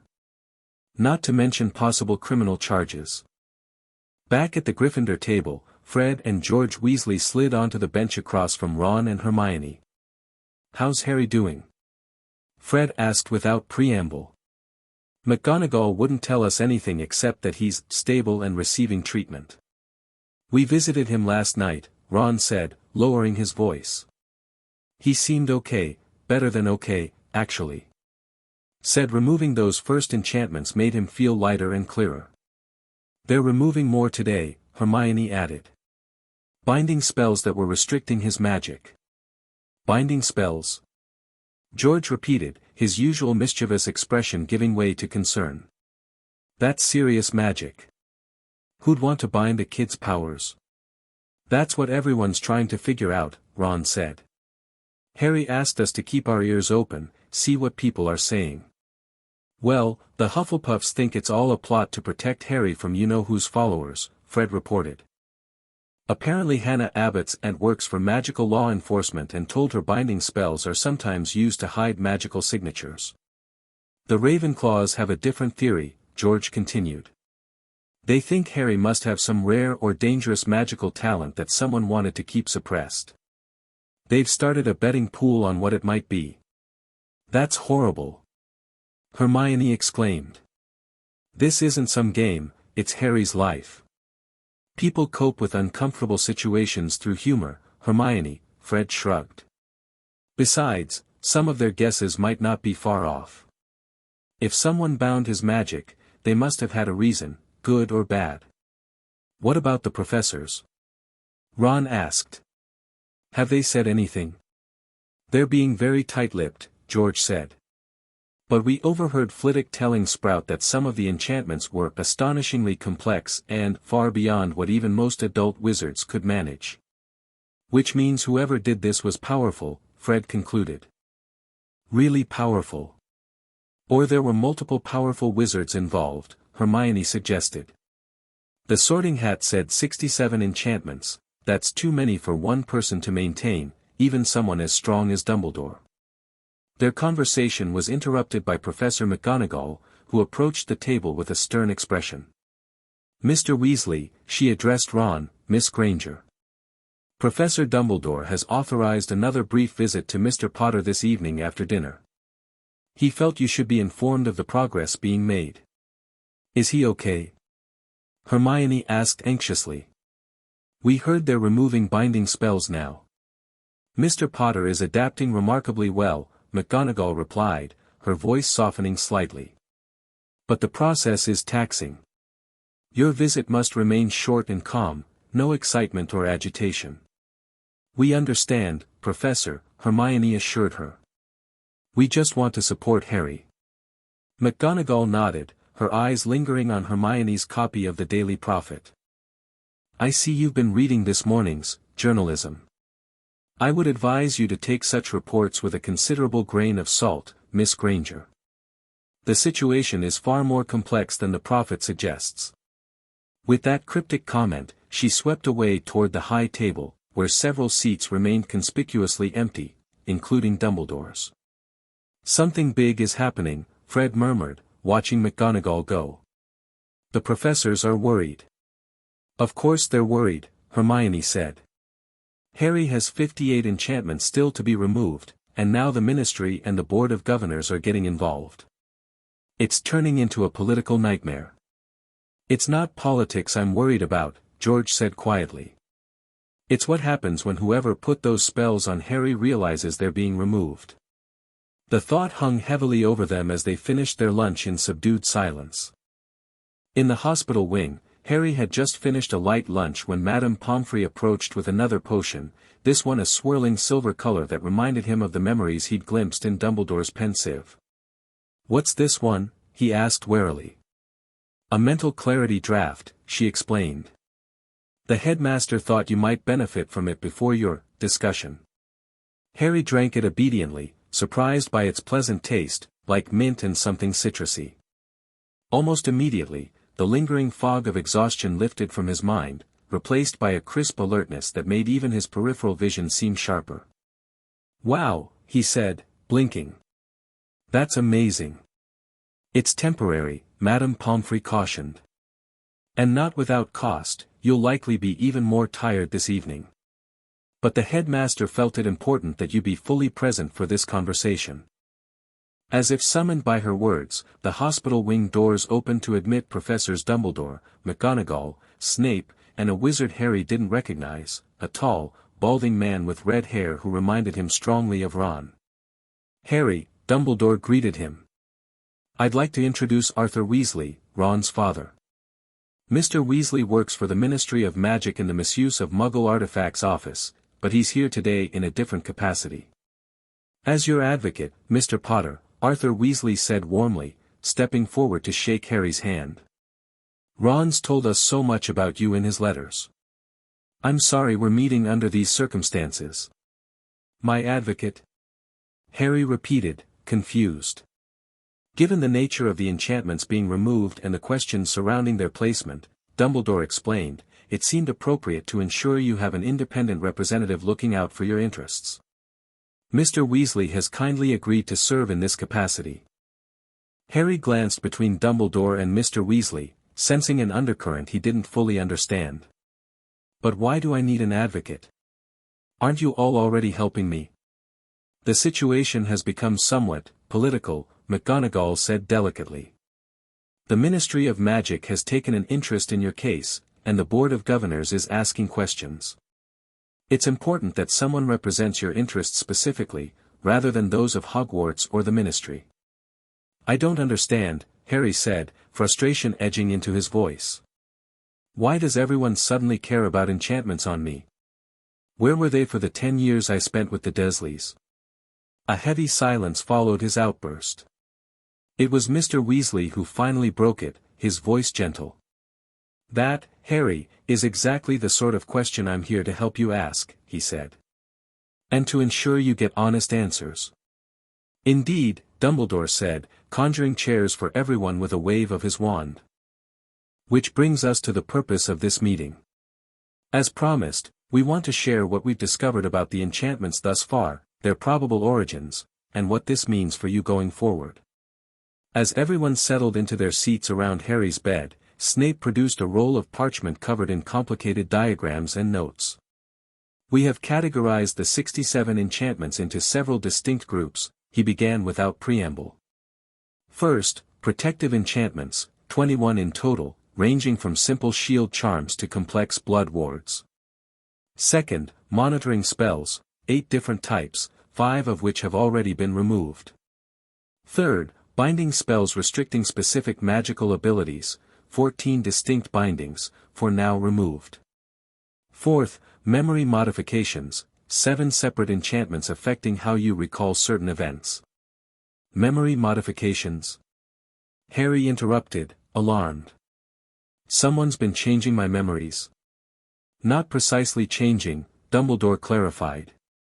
Rather, these spells affect how clearly you recall certain experiences. Some appear designed to blur traumatic memories, a kindness, perhaps, but still a form of magical interference. And the remaining 17 enchantments? Mr. Weasley prompted, making notes on a small pad. More complex, Snape said after a pause. Some appear connected to the curse scar itself. Others have purposes we have not yet fully determined. And a few. He hesitated, glancing at Dumbledore. A few appear to be fail-safes, Dumbledore finished.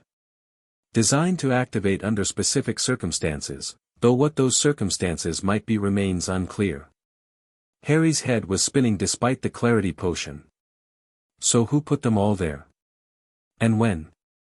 And why?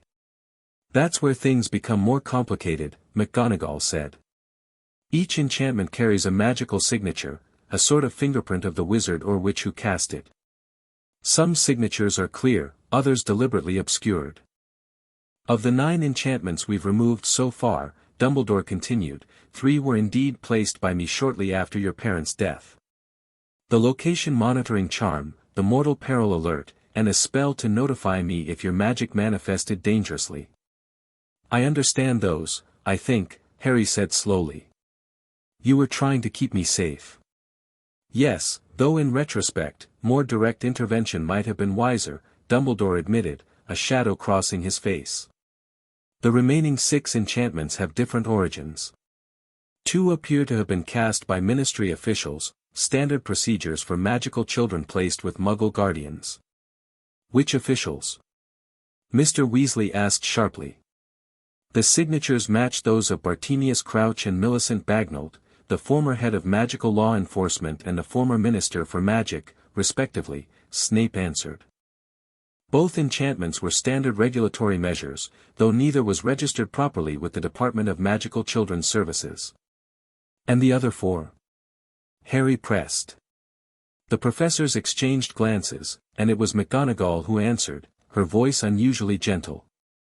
One appears to have formed naturally, your own magic responding to your circumstances with the Dursleys, creating a shield against emotional harm. Another bears a signature we believe belongs to Lily Potter. My mother? Harry whispered, something catching in his throat. Yes, Dumbledore said softly. A protection woven with ancient magic, part of what saved you the night Voldemort attacked. It's deeply entwined with several other enchantments, including some we haven't yet identified. And the last two? Mr. Weasley prompted when no one continued. Unknown, Snape said flatly. The magical signatures have been deliberately obscured, a sophisticated technique typically used by those who don't wish their spellwork to be traced back to them. Like criminals? Harry asked. Or those with something to hide, Mr. Weasley suggested, his expression troubled. This is extremely concerning. Whoever cast these spells went to great lengths to avoid detection. Indeed, Dumbledore agreed. Which brings us to our next steps. We will continue removing the enchantments in order of safety and simplicity. The bindings on your magic will be our primary focus, as they are actively restricting your development. What about school? Harry asked suddenly. The sorting? The other first years? They can't just wait around forever while you remove all these spells from me. An excellent point, Dumbledore acknowledged. The Board of Governors has expressed similar concerns. After much discussion, we have developed a compromise. The Sorting Hat has agreed to sort the remaining first years tomorrow evening, with one condition. What's that? Harry asked. That you remain unsorted until all enchantments are removed, McGonagall explained. The Hat maintains that it cannot accurately determine your true nature until then, but it has conceded that the other students need not wait. Harry felt a complicated mix of relief and isolation. On one hand, he was glad his classmates wouldn't be further delayed because of him. On the other, he would once again be the odd one out, the only unsorted student at Hogwarts. What about classes? He asked. Will I just stay here in the hospital wing forever? Not forever, Dumbledore assured him. Once the most restrictive bindings have been removed, perhaps another week of work, you should be able to attend some classes, though you'll continue to return here for regular sessions to remove the remaining enchantments. But without being sorted, where will I sleep? Which house will I take classes with? We thought you might rotate between houses, McGonagall suggested. Spending time with each, attending classes with different groups.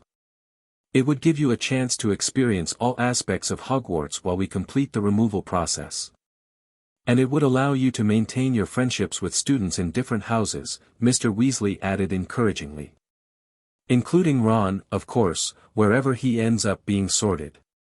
Harry nodded slowly, trying to see the positives in this strange situation. I suppose that could work. But what about the ministry? The papers? Everyone's talking about me again, aren't they? I'm afraid so, Dumbledore said gravely. The Daily Prophet ran a rather sensationalized account this morning, and the ministry has requested a formal investigation into how so many unauthorized enchantments came to be placed on you. The minister himself has expressed concern, McGonagall added, her tone making it clear what she thought of that concern. He's sending a representative to observe our progress and report back. Cornelius always was more interested in appearances than substance, Mr. Weasley murmured, then looked embarrassed when McGonagall shot him a warning glance. The point is, Dumbledore continued, this situation has drawn significant attention. We will do our best to shield you from the worst of it, but you should be prepared for questions, rumors, and unfortunately, probably some unwanted notoriety. So, just like being the boy who lived all over again, Harry said bitterly. I'm afraid so, Dumbledore agreed, compassion in his blue eyes. Though this time, you have friends to stand with you.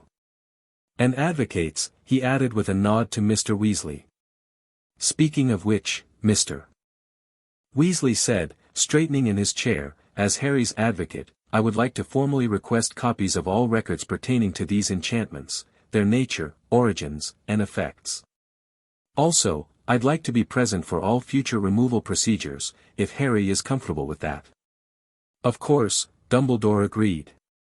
Severus, would you provide Mr. Weasley with our documentation thus far? And Harry, he turned back to the boy, would you prefer Mr. Weasley to be present during the procedures? Harry considered this. He barely knew Mr. Weasley, but he was Ron's father, and he seemed genuinely concerned for Harry's welfare in a way few adults had ever been. Yes, he decided. I'd like that.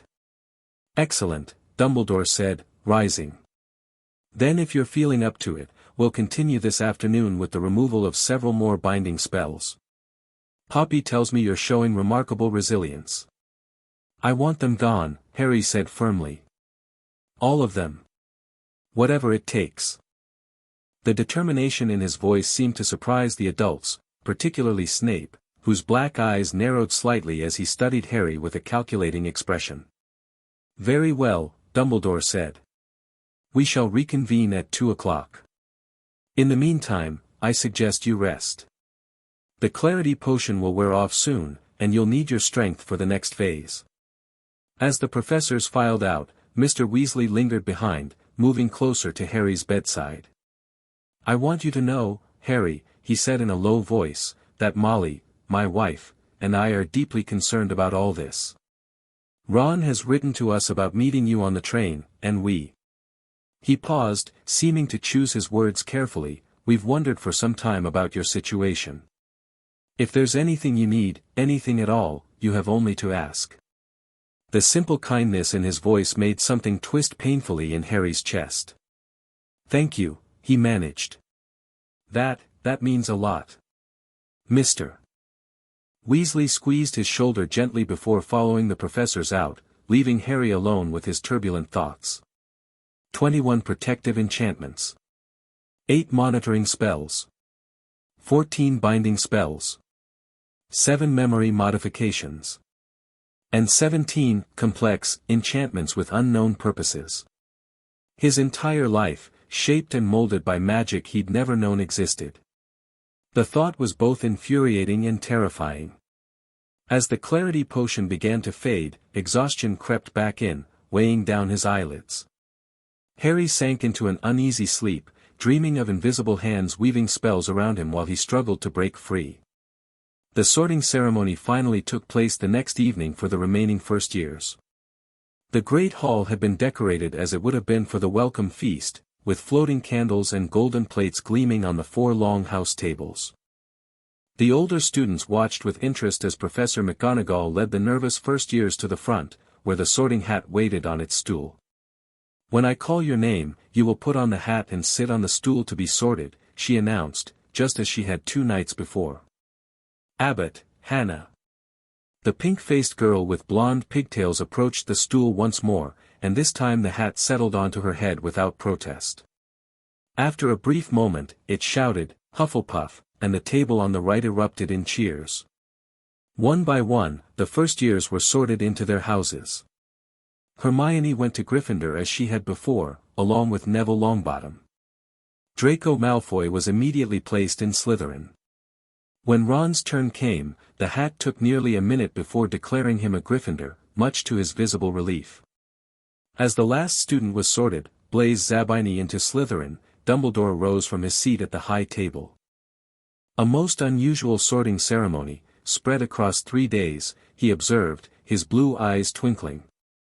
But now, at last, our new students have found their houses.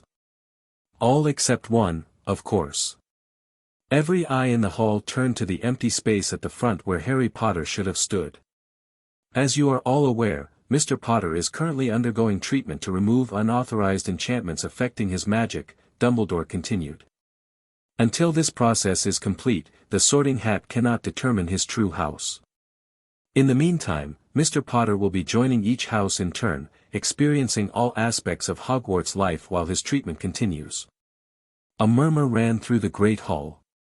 The idea of a student rotating between houses was unprecedented. I ask all of you to welcome Mr. Potter when he joins your house activities, Dumbledore went on. And to remember that he, like all of you, is here to learn and grow. Now, let the feast begin. Food appeared on the golden plates, and the usual celebratory atmosphere gradually took hold as students began to eat and talk. At the Gryffindor table, Ron found himself seated between Neville and Hermione, with the Weasley twins across from them. "So Harry's going to be with all the houses?" Neville asked, helping himself to roast potatoes. "That's never happened before." "It's actually a brilliant idea," Hermione said, thoughtfully cutting her roast beef. "He'll get to experience everything Hogwarts has to offer instead of just one house's perspective." "Yeah, but he won't really belong anywhere," Ron pointed out, a note of worry in his voice.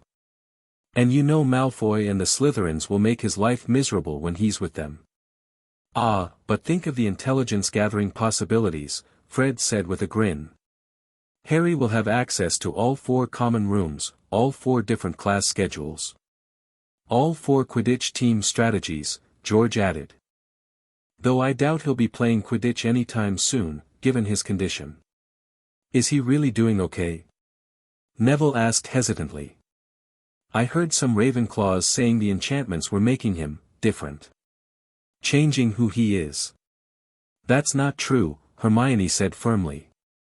"They're removing restrictions that were placed on him, letting him be who he truly is for the first time. We visited him last night, and he seemed—" She paused, searching for the right word, "more alive somehow. More present." "Dad says some of the enchantments were blocking his natural magical abilities," Ron added, lowering his voice. "Really powerful stuff that someone didn't want him to be able to do." "Wicked," Fred breathed. "Like what?" "We don't know exactly," Hermione admitted. "Harry said he could see magic more clearly after they removed the first binding, actual colors and auras around things. And he got really tired after they removed one that was apparently blocking his ability to sense other people's thoughts." "He's a Legilimens?"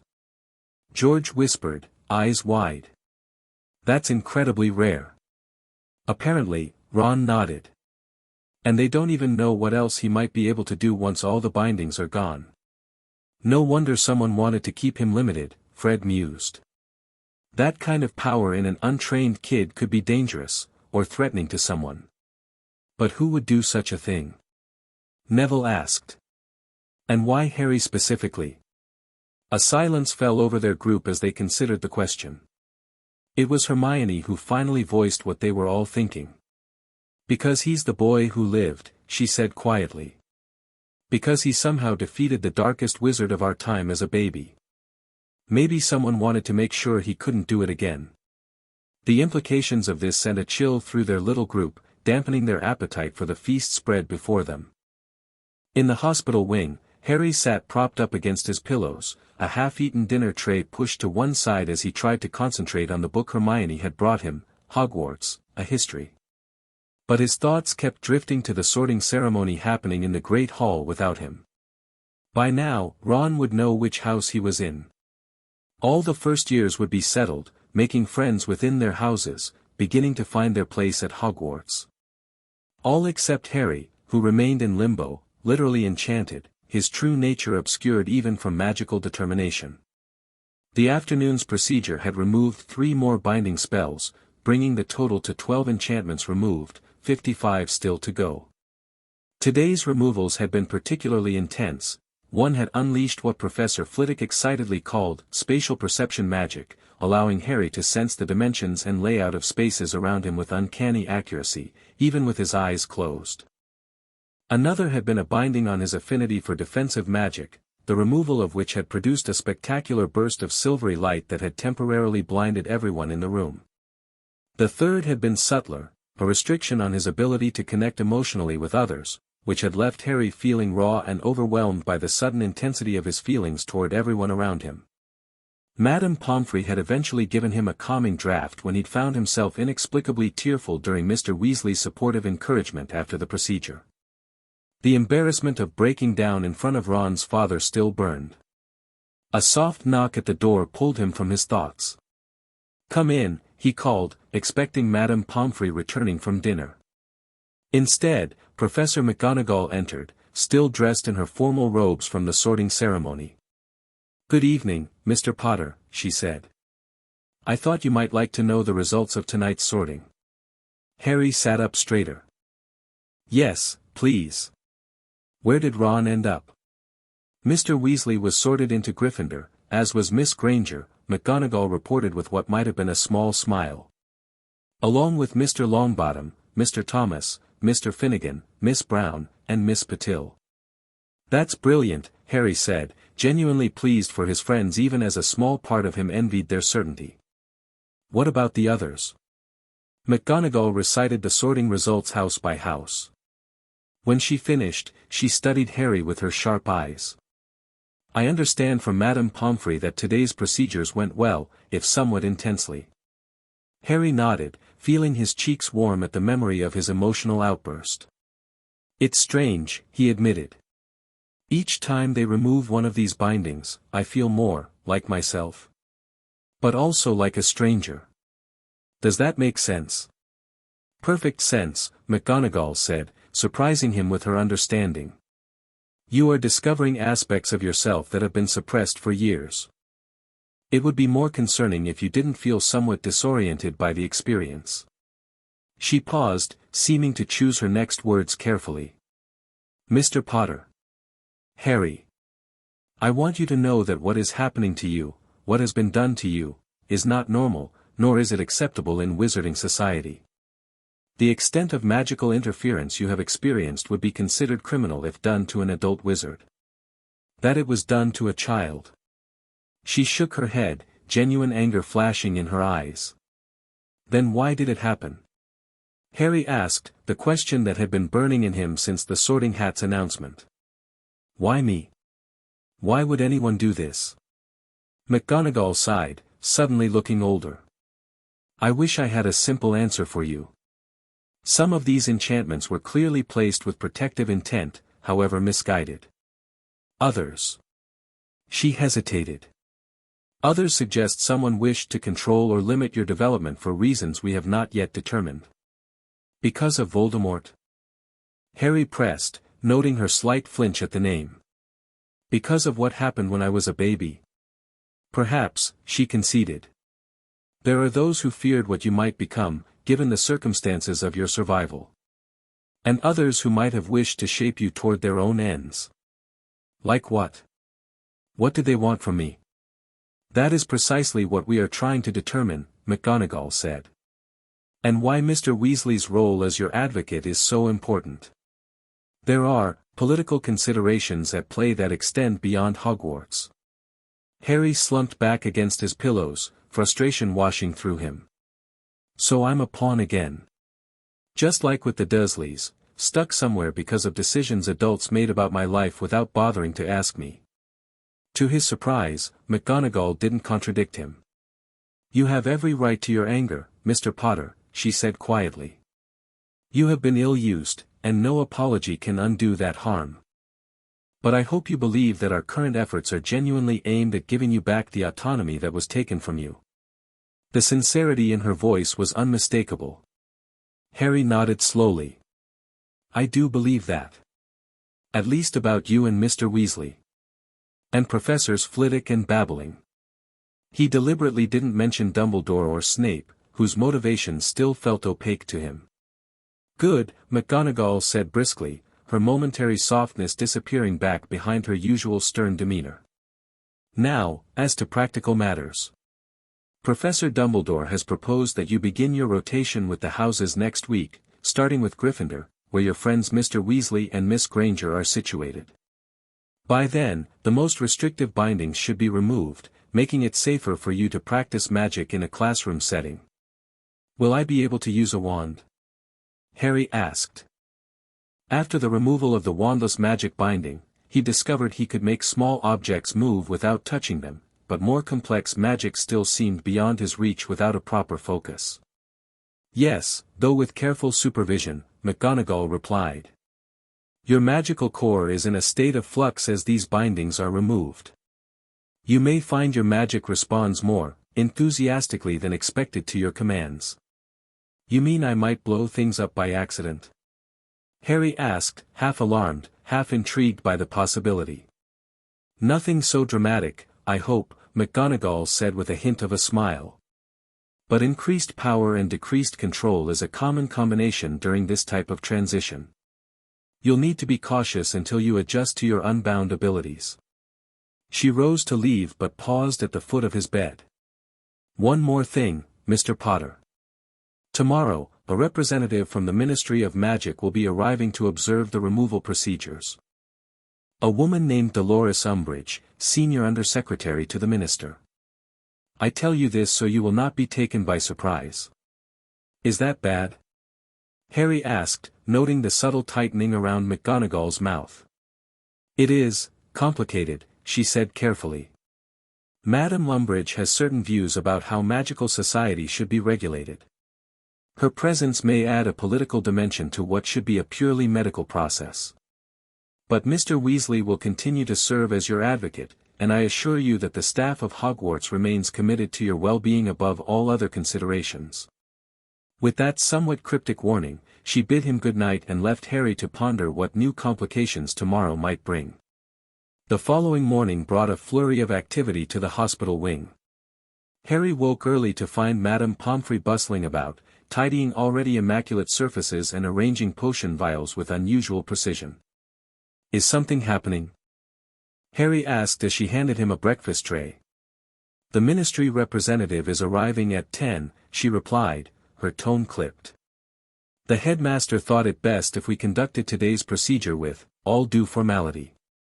Harry had just finished eating when Professor Dumbledore arrived, accompanied by a wizard in formal navy blue robes who introduced himself as Healer Smethwick from St. Mungo's Hospital.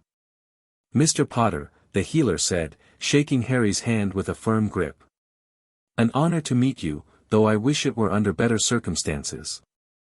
I've been asked to provide an independent medical assessment of your condition and to assist in today's removal procedures. Is something wrong with how it's been going? Harry asked, alarmed. Madame Pomfrey said I was doing well. Exceedingly well, Dumbledore assured him. Healer Smethwick's presence is merely a formality to satisfy the Ministry's concerns about proper oversight. He is one of St. Mungo's most respected experts in the removal of complex enchantments. Before Harry could ask more questions, the hospital wing doors opened again to admit Mr. Weasley, along with Professors McGonagall, Flitwick, and Snape. They were followed by a short, squat woman dressed entirely in pink, with a wide, flabby face and bulging eyes that reminded Harry uncomfortably of Uncle Vernon when he was building up to a tirade. Ah, Dolores, Dumbledore greeted her with perfect politeness. Thank you for joining us. May I introduce Mr. Harry Potter?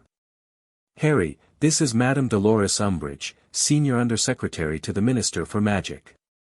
Hem, the woman coughed delicately into her hand before speaking in a high, girlish voice that made Harry's skin crawl. Such a pleasure to finally meet the famous Harry Potter. The minister sends his personal concern for your well-being during this most troubling time.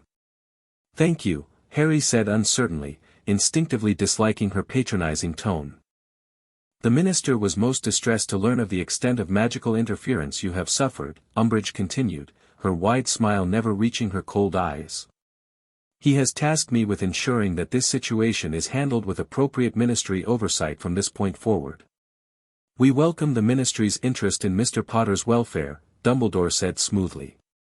Though I must remind you, Dolores, that as headmaster of Hogwarts, the ultimate responsibility for student safety within these walls remains mine. Something like annoyance flickered across Umbridge's face before her smile reasserted itself. Of course, headmaster. The ministry merely wishes to offer its expertise and authority to supplement your own efforts. And we are grateful for that support, Dumbledore replied with a slight bow. Now, if everyone is ready, we should proceed with today's removal procedures. Healer Smethwick, perhaps you would explain your assessment protocol for Madame Umbridge's benefit?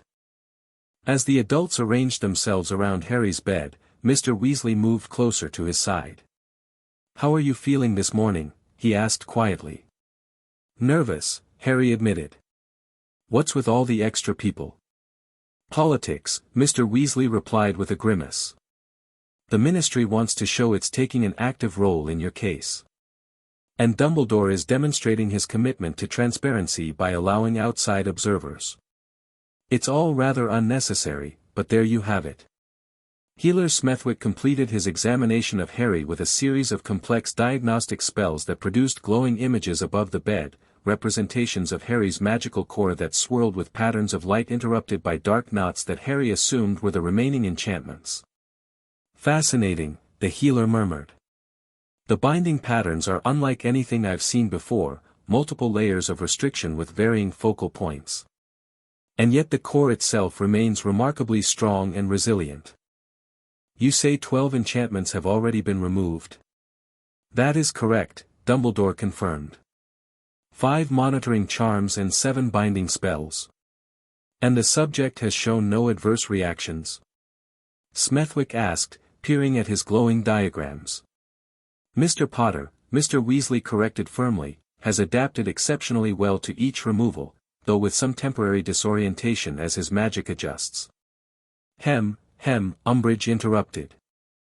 I understand some of these enchantments were placed by you yourself, Headmaster.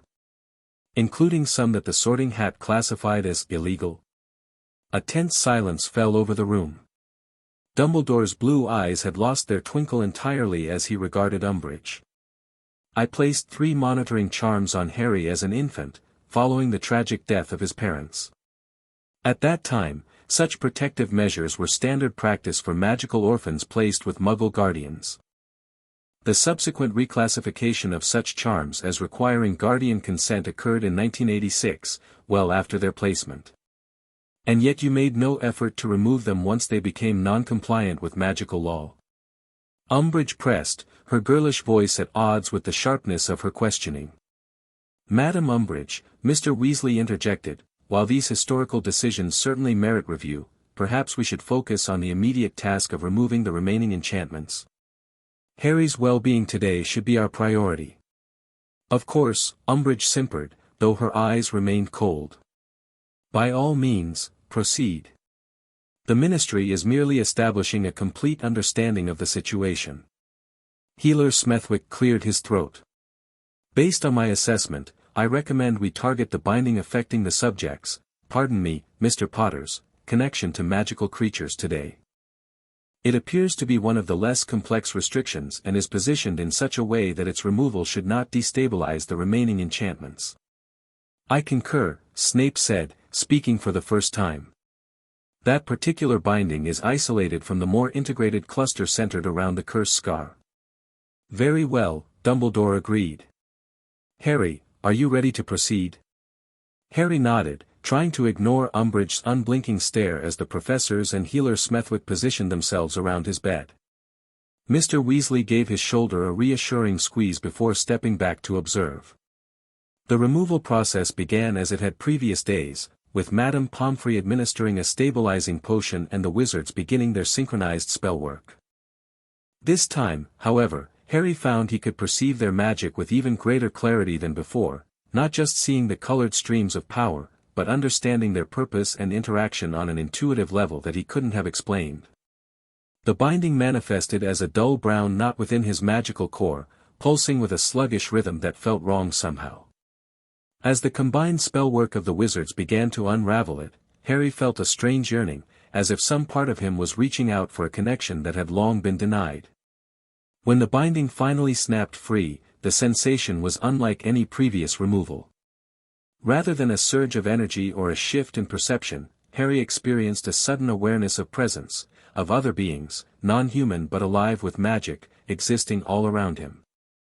He gasped, his eyes widening as he became conscious of dozens of house elves moving throughout the castle, of creatures in the forest beyond the grounds, of the owls in the distant Ollery, even of Fong in Hagrid's hut and Mrs. Norris prowling the corridors. Harry? Mr. Weasley's concerned voice seemed to come from far away. Are you all right? I can feel them, Harry whispered, overwhelmed by the input. All of them. The magical creatures. Everywhere. Extraordinary, Healer Smethwick breathed, casting another diagnostic spell that showed Harry's magical core pulsing with new connections extending outward like delicate tendrils. A natural affinity for magical creatures, and an unusually strong one at that. Is this normal? Umbridge demanded, her voice sharp with what Harry thought might be alarm. For a child to possess such sensitivity? Not common, Flitwick replied, watching Harry with fascination. But not unheard of. Newt Scamander reportedly showed similar abilities in his youth, as did Sylvanus Kettleburn before his unfortunate accident with the Manticore. It's a lot, Harry managed, trying to organize the flood of impressions. With an effort, he focused on closing down his awareness as Dumbledore had taught him to do with the legilimency, imagining a door shutting against the tide of sensations. The connections didn't vanish entirely, but they receded to a manageable background awareness. Well done, Harry, Dumbledore said approvingly. You're learning to control these abilities remarkably quickly. Hem, Umbridge coughed again. I feel compelled to note that such unusual magical sensitivities fall under ministry monitoring requirements according to the Magical Ability Registration Act of 1975. The boy, Mr. Potter, should be properly registered with the Department for the Regulation and Control of Magical Beings. That will be taken under advisement, Dolores, Dumbledore said, his tone pleasant but firm. Once all enchantments have been removed and Harry's natural abilities have stabilized, we can address any registration requirements that may apply. This is precisely the sort of exceptional circumstance that requires immediate ministry involvement, Umbridge insisted, her girlish voice hardening. The minister will want to be informed immediately of these developments. And so he shall be, Dumbledore agreed. Through your comprehensive report. Now, perhaps we should proceed with the next binding removal. Healer Smethwick has identified another that should be safe to address today. Harry watched this exchange with growing unease, sensing the tension between Dumbledore and Umbridge went beyond simple administrative disagreement. There was something in the way the ministry woman looked at him now, a calculation tinged with what might have been fear, that made his newly enhanced empathic awareness prickle with warning. The removal of the second binding proceeded without incident, though its effects were less dramatic, a restriction on Harry's ability to sense magical currents in the environment, which, when removed, left him more aware of the castle's ambient magic but not overwhelmed as he had been with the creature's sensitivity. By the time they finished, Harry was exhausted but also exhilarated. 14 enchantments removed now, 53 to go. Each removal brought him closer to whoever he truly was beneath all these layers of magical interference. As the professors and Healer Smethwick discussed the results, Umbridge approached Harry's bedside with that same fixed, insincere smile. "My dear Mr. Potter," she said in a hushed voice that nonetheless carried clearly to Mr. Weasley nearby. "Such a difficult situation you find yourself in. The minister is most concerned that you receive proper guidance during this transitional period. If you should feel that the environment here at Hogwarts is not adequately supporting your needs, the ministry would be more than willing to arrange alternative accommodations where your unique situation could be monitored more closely." "Thank you," Harry said cautiously, "but I'm happy at Hogwarts." Of course, Umbridge simpered. "But as these enchantments continue to be removed, you may find yourself experiencing overwhelming magical manifestations that require specialized containment procedures. The ministry has facilities specifically designed for such cases." "Containment procedures?" Mr. Weasley interrupted, moving swiftly to Harry's side. "I believe that's unnecessarily alarming language, Madam Umbridge. Harry is experiencing the restoration of his natural magical abilities, not an outbreak of uncontrolled power." "For now," Umbridge said, her smile never wavering. "But as more of these bindings are removed, who can say what might emerge? Better to be prepared than to risk incidents." "I believe Madame Pomfrey has declared Harry should rest now," Mr. Weasley said firmly. "Perhaps we could continue this discussion later." With a final meaningful look at Harry, Umbridge retreated, joining Healer Smethwick and the professors as they filed out of the hospital wing. Only Mr. Weasley remained behind, his expression troubled. What did she mean by containment procedures? Harry asked once they were alone. "And facilities? She makes it sound like I'm dangerous." "That," Mr. Weasley said grimly, is exactly what she wants people to believe. The Ministry, or at least, certain factions within it, would prefer to have you under their direct control rather than Dumbledore's. Presenting you as potentially dangerous gives them a pretext for intervention. But I'm not dangerous. Harry protested. I'm just finding out who I really am. And that, Harry, may be exactly what frightens them, Mr. Weasley said quietly. The boy who lived, with unknown magical potential and no longer under anyone's control.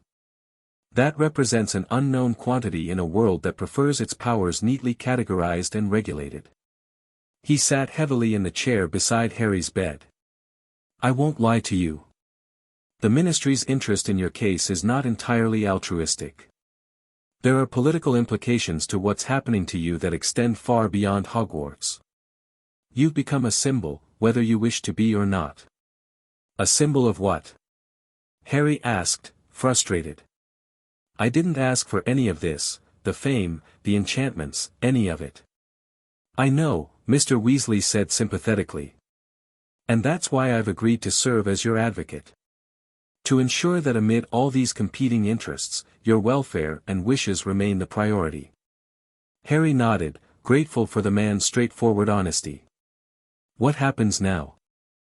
With the Ministry involved, I mean. We continue as planned, Mr. Weasley said firmly. Removing the enchantments carefully and systematically. You begin attending some classes next week, rotating between houses. And I, he added with a small smile, continue to remind everyone involved that you are first and foremost an 11-year-old boy who deserves a normal education, not a political pawn or a magical curiosity. Do you think we'll ever find out who put all these enchantments on me? And why? I believe we will, Mr. Weasley said, his expression serious. Though I suspect the answers may be more complicated, and perhaps more troubling, than any of us anticipate. The next few days passed in a blur of procedures, examinations, and increasing attention from the wizarding world at large. The Daily Prophet ran daily updates on the Potter enchantment mystery, each more sensational than the last. Rumors flew around Hogwarts about Harry's supposed emerging powers, ranging from the plausible, wandless magic, to the absurd, the ability to transform into a dragon. By the end of the week, Harry had undergone the removal of 8 more enchantments, all binding spells restricting various aspects of his magic. Each removal left him with new sensitivities or abilities that required adjustment and control. He could now sense the emotions of those around him without trying, perceive magical currents in the environment, communicate telepathically, though only in brief bursts and with considerable effort, sense the history of objects he touched, and perform simple wandless magic with increasing precision. More concerning to the professors were the physical changes that had begun to manifest. Harry had grown nearly an inch taller in just days, his previously knobbly joints smoothing out as his body adjusted to an unbound magical core. His eyesight had improved dramatically, though Madame Pomfrey insisted he continue wearing his glasses until they determined whether the change was permanent. And his infamous scar had begun to change, fading slightly while occasionally throbbing with pain, particularly during the removal of bindings connected to his defensive magic. 22 enchantments removed, 45 still to go. But the ones remaining were, according to Professor Babbling, increasingly integrated into Harry's magical core, more difficult to isolate and remove without triggering cascading effects on the others. The process would need to slow down, with more time allowed between removals for Harry's magic to stabilize. Which meant it was time for Harry to rejoin the rest of the school, at least partially. You're certain you feel ready for this? Madame Pomfrey asked for the 3rd time as she helped Harry into his school robes on Monday morning. There's no shame in taking more time if you need it. I'm ready, Harry said firmly, though his stomach twisted with nerves. I'm tired of being stuck in here while everyone else is having normal classes. There's nothing normal about your situation, Mr. Potter, she reminded him, checking his temperature with the back of her hand against his forehead. And you must promise to return immediately if you experience any unusual magical manifestations. I promise, Harry agreed, eager to escape the hospital wing after a week of confinement. Professor McGonagall arrived to escort him to Gryffindor Tower, where he would spend his first week of classes. "Mr. Weasley and Miss Granger are quite eager to see you," she informed him as they walked through the castle corridors. "They've been most persistent in their inquiries about your progress." Students they passed in the hallways stopped to stare and whisper, some pointing openly at Harry. He could sense their curiosity, fear, and fascination washing over him in waves that he did his best to block out using the techniques Dumbledore had taught him. "Ignore them," McGonagall advised crisply. "Curiosity is natural, but you are under no obligation to satisfy it. Focus on your studies and adjusting to your new abilities. The novelty will wear off eventually." They reached the portrait of the fat lady, who eyed Harry with undisguised interest. "Password?" she asked. "Caput Draconis," McGonagall supplied. "And I trust you will permit Mr. Potter entry throughout this week without requiring the password each time, given his unique circumstances." "Of course, Professor," the fat lady agreed, swinging open to reveal the Gryffindor common room beyond. Inside, several students were gathered around the fireplace, including Ron and Hermione, who jumped up immediately when they saw Harry. "Harry!" Hermione exclaimed, rushing forward but stopping short of hugging him, as if uncertain whether he was fragile. "How are you feeling? We've been so worried." "I'm fine," Harry assured her with a smile. "Better than fine, actually. Just, different." "Blimey," Ron breathed, staring at him. "You look taller." "An inch and a half since last week," Harry confirmed. "Madame Pomfrey's been measuring." "Mr. Potter will be joining Gryffindor for this week's classes," McGonagall announced to the gathered students. "I expect you all to assist him in acclimating to the routine, given his extended stay in the hospital wing."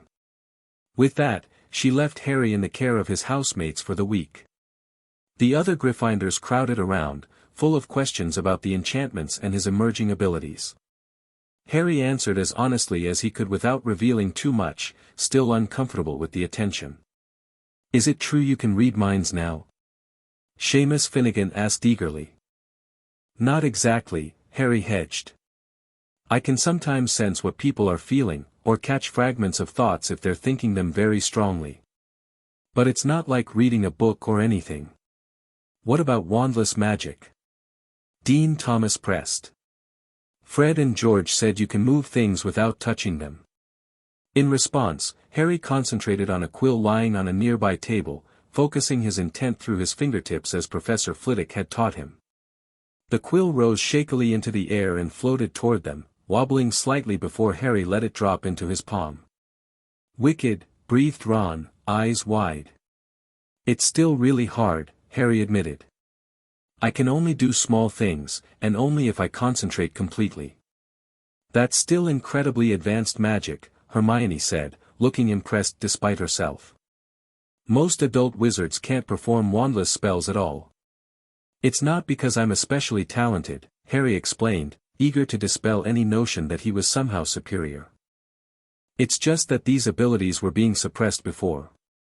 Anyone might be able to do the same if they hadn't been blocked." "But why were they blocked in the first place?"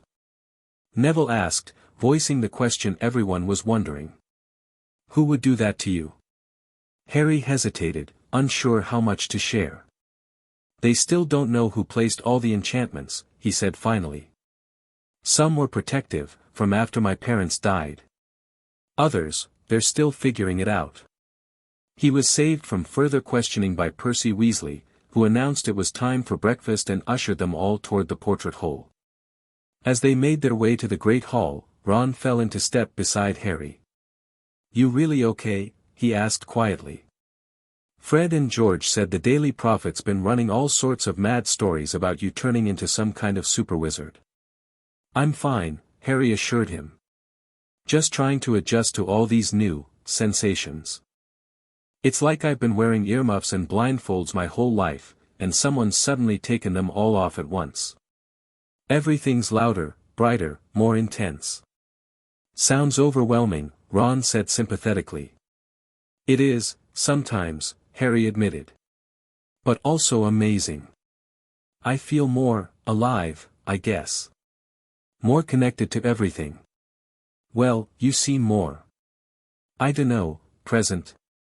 Ron offered. Like you're fully here now, if that makes sense. It does, Harry said, surprised and touched by Ron's perceptiveness. That's exactly how it feels. They entered the great hall, where hundreds of heads turned simultaneously to stare at Harry. The wave of curiosity, fear, awe, and suspicion that hit him was so intense that he stumbled slightly, grabbing Ron's arm for support. You all right? Ron asked, concerned. Just, a lot of emotions in here, Harry managed, trying to reinforce his mental shields. Give me a second. Once he'd adjusted his defenses, they made their way to the Gryffindor table, where Hermione had saved them seats. As Harry sat down, he became aware of Dumbledore watching him intently from the high table, along with several other professors. He could sense their concern and vigilance, keeping track of his reactions in this first public appearance since the enchantments had begun to be removed. Breakfast passed in a blur of stares and whispers, with Harry trying to focus on his food and his friends rather than the emotions swirling around him. When the mail arrived, he was unsurprised to see his own face staring back from the front page of the Daily Prophet that several students were reading. Just ignore it, Hermione advised, seeing him notice. Half of what they're printing is complete nonsense anyway. Their first class was Transfiguration with Professor McGonagall, who gave Harry an encouraging nod as he entered the classroom with Ron and Hermione. They had been attempting to turn matches into needles during the past week, and today McGonagall announced they would continue practicing this basic transformation. Harry approached the task with trepidation, aware that his unbound magic might respond unpredictably to his first attempt at focused spellwork. When McGonagall placed a match before him, he carefully drew his wand, 11 inches of holly with a phoenix feather core, which hummed with energy in his hand far more noticeably than it had in Ollivander's shop. Remember the wand movement and incantation, Mr. Potter, McGonagall instructed. And perhaps start with a bit less force than you might instinctively apply.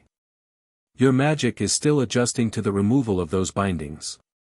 Harry nodded, focusing on the match.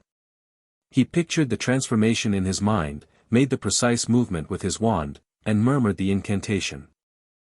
The match didn't simply transform into a needle, it exploded into a shower of silver needles that rained down across his desk and the surrounding floor, causing nearby students to yelp and shield themselves. I'm sorry. Harry gasped, mortified. To his surprise, McGonagall looked more impressed than upset. No need to apologize, Mr. Potter. This is precisely why we're starting with simple transformations. A rather spectacular example of magical amplification, actually. 5 points to Gryffindor for the most comprehensive transformation I've seen from a first year in decades, though perhaps next time, aim for quality over quantity. Encouraged, Harry spent the rest of the class learning to modulate his magical output, gradually reducing the number of needles produced until, by the end of the lesson, he could consistently transform one match into one perfect needle. The effort left him sweating and oddly hungry, as if the controlled magic had burned through his physical energy. The pattern continued throughout the day. In charms, his levitation charm sent a feather rocketing to the ceiling with such force that it embedded itself there. In herbology, the plants seemed to reach toward him of their own accord, responding to his magical presence. In history of magic, he found he could sense the ghostly Professor Binns with a clarity that made the usually boring lecture almost interesting, as he could perceive echoes of the emotions Binns had felt about the goblin rebellions when he was still alive. By dinner, Harry was exhausted but exhilarated. For the first time, he was experiencing magic as it was meant to be experienced, without the dampers and restrictions that had been placed upon him all his life. You did brilliantly today, Hermione said as they ate. Professor Flitwick was beside himself when you managed that perfect levitation charm at the end. I still can't believe you got those plants to literally dance in herbology, Ron added, grinning. Sprout looked like she might adopt you on the spot. Harry smiled, warmed by their support and genuine pleasure in his successes. But as he glanced around the great hall, he became aware of less positive reactions, suspicious glances from the Slytherin table, worried looks from some professors, and the calculating stare of a ministry official who had been observing his classes all day. The removal of the enchantments was giving him greater freedom and power, yes. But it was also exposing him to new dangers and complications. As his true nature emerged from beneath 67 layers of magical interference, not everyone was pleased by what they were seeing. And somewhere out there, Harry knew, were the people responsible for placing those enchantments in the first place. People who had deliberately tried to limit and control him. People who might not appreciate their work being undone. With 22 enchantments removed and 45 still to go, Harry's journey of discovery was only just beginning. And with each binding removed, the stakes seemed to grow higher, the mystery deeper, and the truth both more essential and more dangerous to uncover. Chapter 3, The Sorting's Verdict. The Ravenclaw common room sparkled with the morning light filtering through tall, arched windows. Harry sat in a comfortable armchair by the bronze eagle lectern that guarded the entrance, trying to concentrate on magical theory by Adalbert Waffling.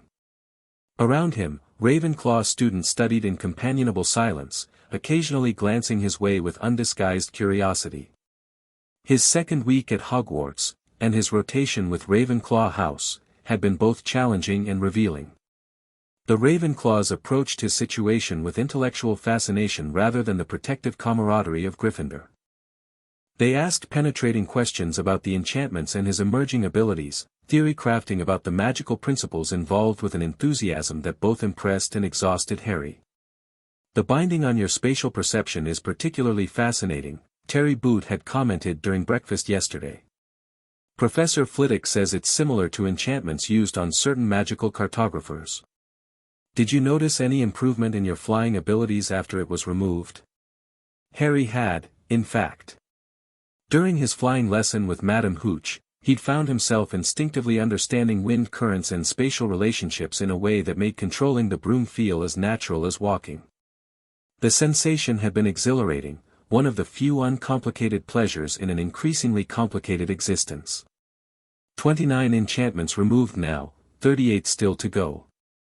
The pace had slowed as Professor Babbling had predicted, with the team now tackling only 2 or 3 enchantments per week as they encountered more complex magical structures.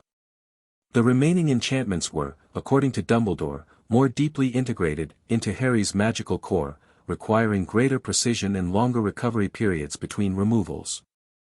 Harry closed his book with a sigh, unable to focus on magical theory when his own magic remained such a mystery. Tomorrow he would move to Hufflepuff House for his 3rd week of rotation, and while he appreciated the systematic exposure to different aspects of Hogwarts life, the constant transition left him feeling rootless, belonging nowhere and everywhere simultaneously. "You seem troubled," came a dreamy voice from nearby. Harry looked up to find Luna Lovegood watching him with protuberant silvery eyes. Though only a first year like himself, Luna had an otherworldly quality that set her apart even among the eccentrics of Ravenclaw. Most students gave her a wide berth, but Harry had found her strangely comforting company during his week in the tower. "Just thinking," he replied with a small smile. Luna nodded as if he'd confirmed a suspicion. "The Raxperts around you have been particularly active today. They're drawn to disrupted magical fields, you know." Before his enchantment removals, Harry might have dismissed such talk as nonsense. But with his enhanced magical perception, he'd begun to wonder if Luna was perceiving something real in her own unique way. The space around him did feel different, charged, unsettled, as if his magic were restlessly seeking its natural state. "What do you see when you look at me, Luna?" he asked impulsively. "Magically, I mean." She tilted her head, studying him with unblinking eyes. "Layers," she said finally. "Like an onion that someone's been carefully peeling, but with threads still connecting the layers that have been pulled away. Some of the threads are gold, some silver, some black." She frowned slightly. "The black ones lead to something, hungry." A chill ran down Harry's spine. Luna's description matched uncomfortably with what the healers had shown him through their diagnostic spells, a core of bright energy with tendrils extending outward, some still connected to the removed enchantments like phantom limbs.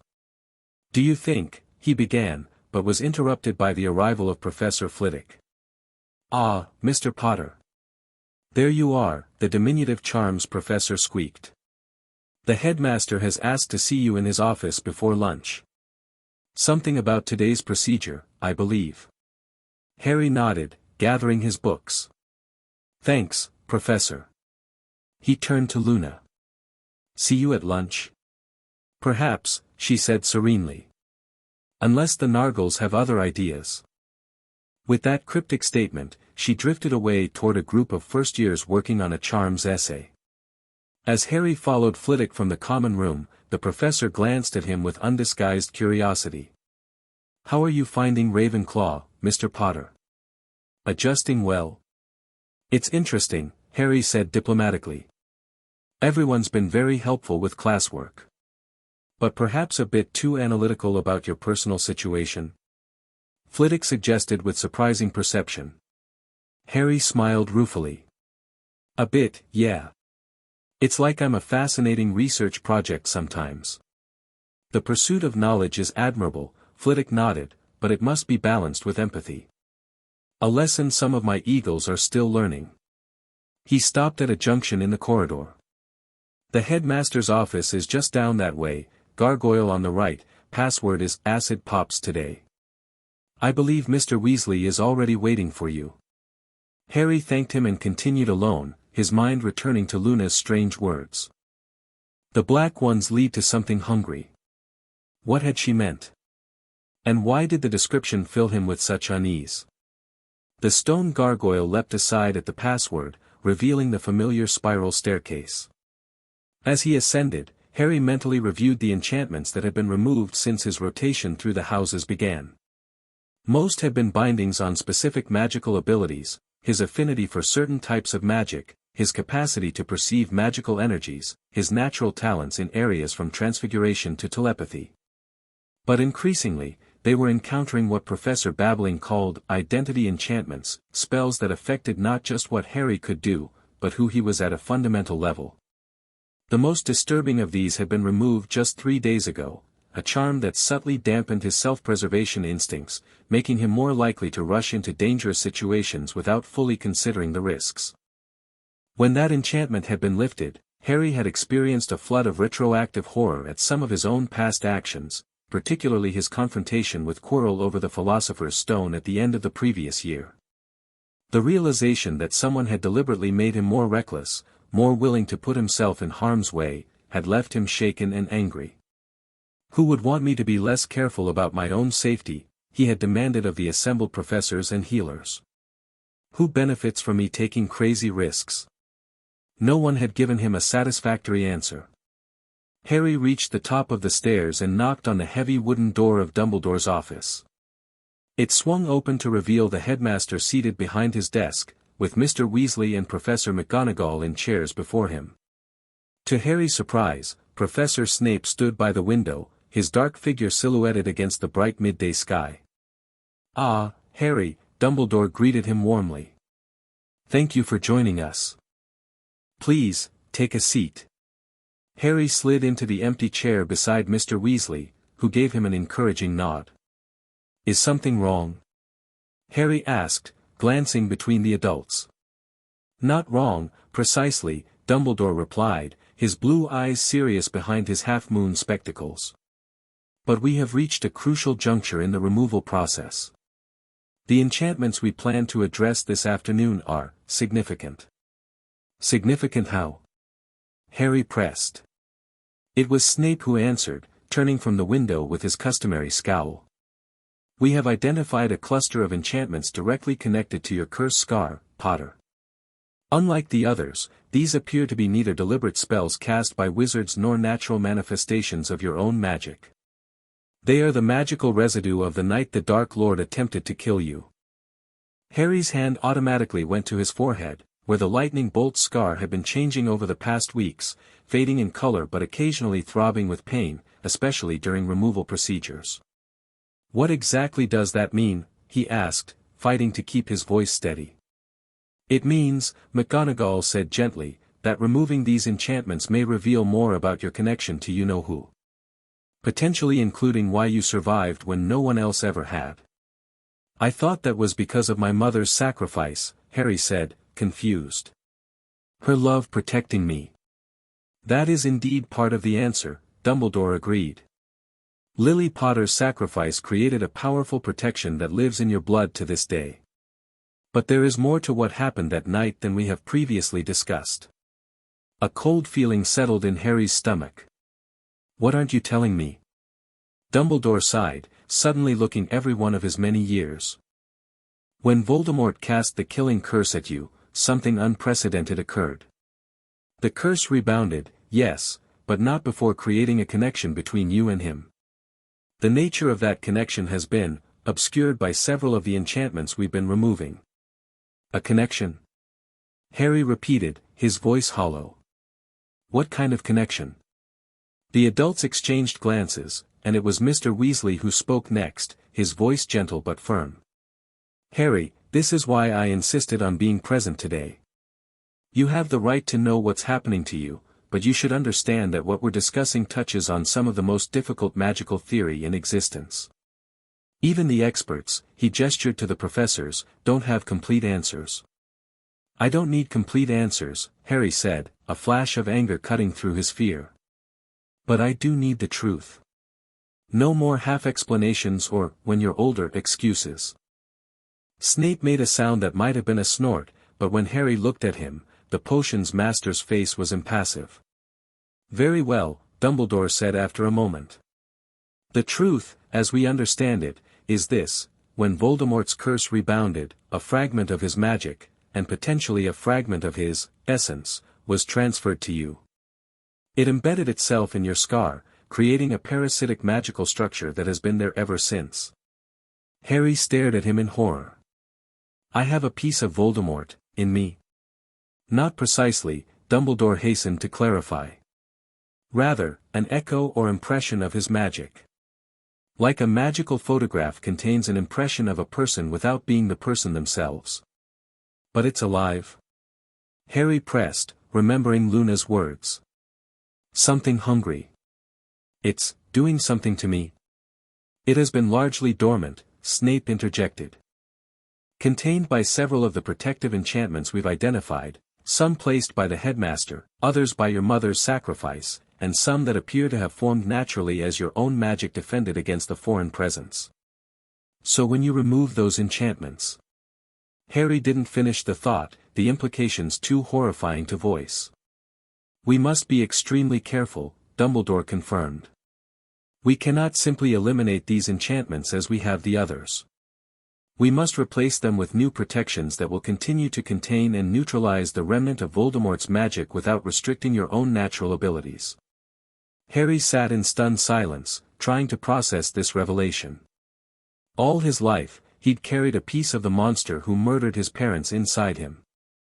The thought made him feel violated, contaminated. Is that why I can speak Parseltongue? He asked suddenly, remembering the incident with the snake during dueling club. Why I sometimes see through his eyes in dreams. Because of this connection. Dumbledore's eyebrows shot up in surprise. You've experienced visions from Voldemort's perspective? Harry nodded reluctantly. Sometimes. I thought they were just nightmares, but they felt different. More real. You never mentioned this, Snape said sharply. I didn't think it was important, Harry defended. And anyway, who was I supposed to tell? The Dursleys, who punished me for even mentioning magic. Teachers at my Muggle school, who would have thought I was making it up or crazy. This is precisely why magical children should not be raised in ignorance of their heritage, McGonagall said, shooting Dumbledore a meaningful look. Perhaps, Dumbledore conceded. But what's done is done. The question now is how to proceed. Harry, these visions you've experienced, have they increased in frequency since we began removing the enchantments? Harry thought about it. Yes, he admitted. They used to be rare, maybe a few times a year. But I've had 3 in the past 2 weeks. They're clearer now too, with more detail. As we feared, Dumbledore murmured. The bindings were suppressing the connection. With their removal, it's growing stronger. So what do we do? Harry asked, trying to keep the panic from his voice. Can you get it out of me? That, Snape said with unusual gravity, is the question we have been researching these past weeks. The typical methods for removing parasitic magic would be inadvisable in this case. Why? Harry demanded. Because, Dumbledore said quietly, the fragment has been part of you for so long that your own magic has adapted around it. Removing it completely could cause catastrophic damage to your magical core. So I'm stuck with it. Harry's voice rose in desperation.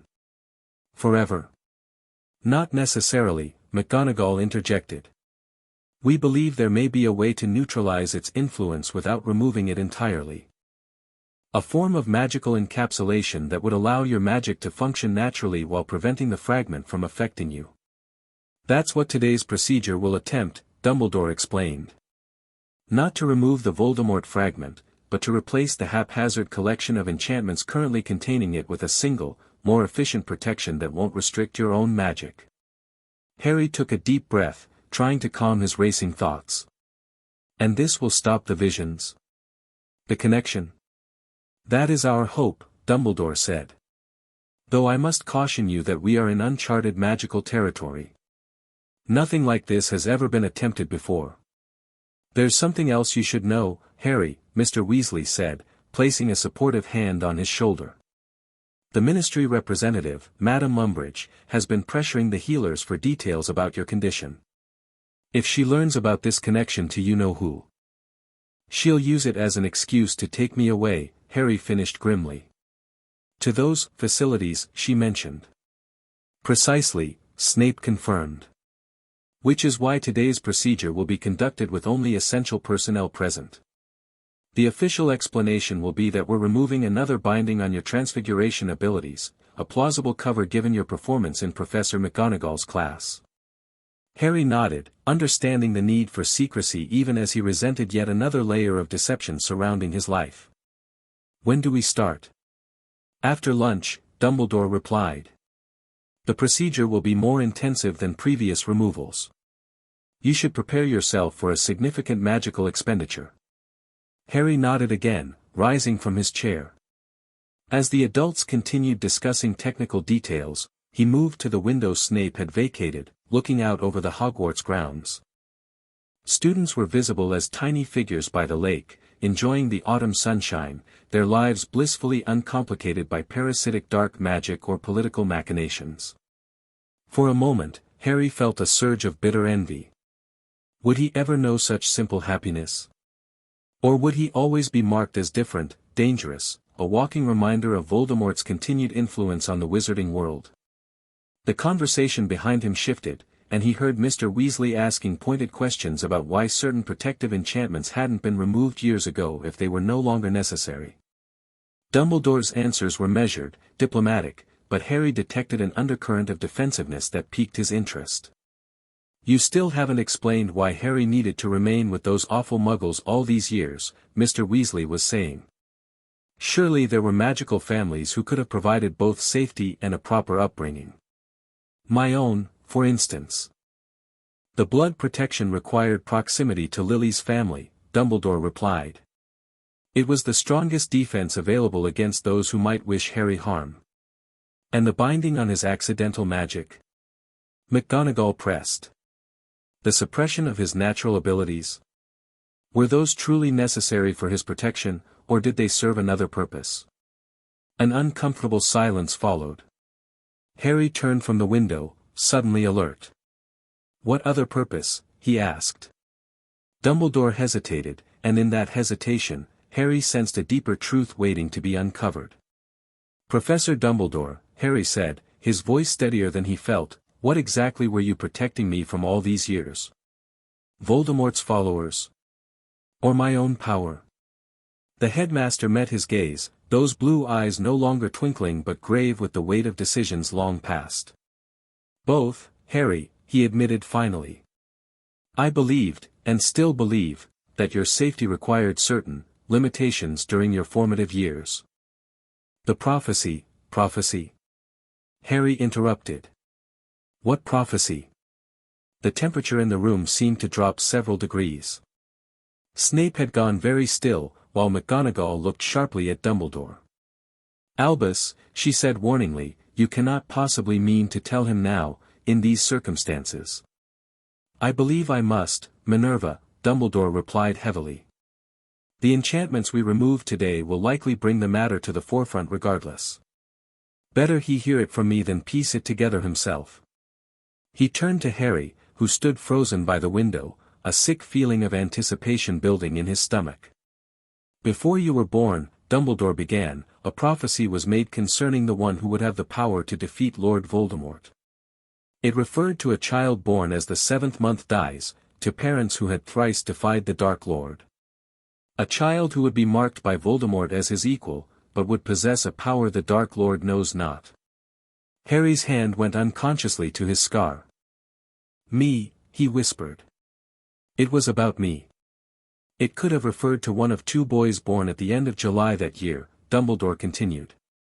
But when Voldemort chose to attack you, to mark you as his equal, he confirmed that you were indeed the child of prophecy. So that's why he came after my parents. Because of this prophecy. Harry's voice cracked with emotion. That's why they died. Voldemort learned of the prophecy's existence, though not its full contents, Dumbledore confirmed. He sought to eliminate the threat before you grew to fulfill your prophesied role. And the enchantments? Harry pressed, the pieces falling into place with horrifying clarity. Were they meant to, what? Make sure I developed according to the prophecy? Turn me into some kind of weapon against him? Not a weapon, Harry, Dumbledore protested gently. But yes, some of the enchantments were placed with your prophesied role in mind. To shape your development in ways that would prepare you for the burden destiny has placed upon you. To make me reckless, Harry said flatly. Willing to put myself in danger. Ready to sacrifice myself when the time came. The silence that followed was confirmation enough. Harry felt a cold rage building inside him, unlike anything he'd experienced before. With the removal of the enchantment suppressing his emotions, his anger was no longer a distant, manageable thing but a living force that made the magical instruments on Dumbledore's shelves begin to vibrate in response. You had no right, he said, his voice deceptively quiet. None of you had any right to decide who I should be. Harry, Mr. Weasley began, looking alarmed at the magical disturbance spreading through the office. No, Harry cut him off. I want to hear him say it. I want to hear Professor Dumbledore admit that he's been grooming me since I was a baby to fulfill this prophecy. That everything, leaving me with the Dursleys, keeping me ignorant of magic, allowing these enchantments to stay in place, was all part of his plan. Dumbledore's face was a mask of regret. Not a plan, Harry. A hope. A desperate hope that when the time came, for Voldemort will return, of that I am certain, you would be prepared to face him. That you would have both the ability and the willingness to do what must be done. And what exactly must be done, Professor? Harry asked, the magical disturbance increasing as objects began to rise from their places, orbiting slowly around him in defiance of gravity. What's the endgame of all this manipulation? That, Dumbledore said softly, remains to be seen. The prophecy speaks only of your power to vanquish the Dark Lord, not the specific means by which this might be accomplished. Albus, McGonagall interjected sharply, this conversation has gone far enough. Mr. Potter is 11 years old. Whatever his magical potential, whatever prophecy exists, he is a child who deserves a childhood. Not this burden of foreknowledge.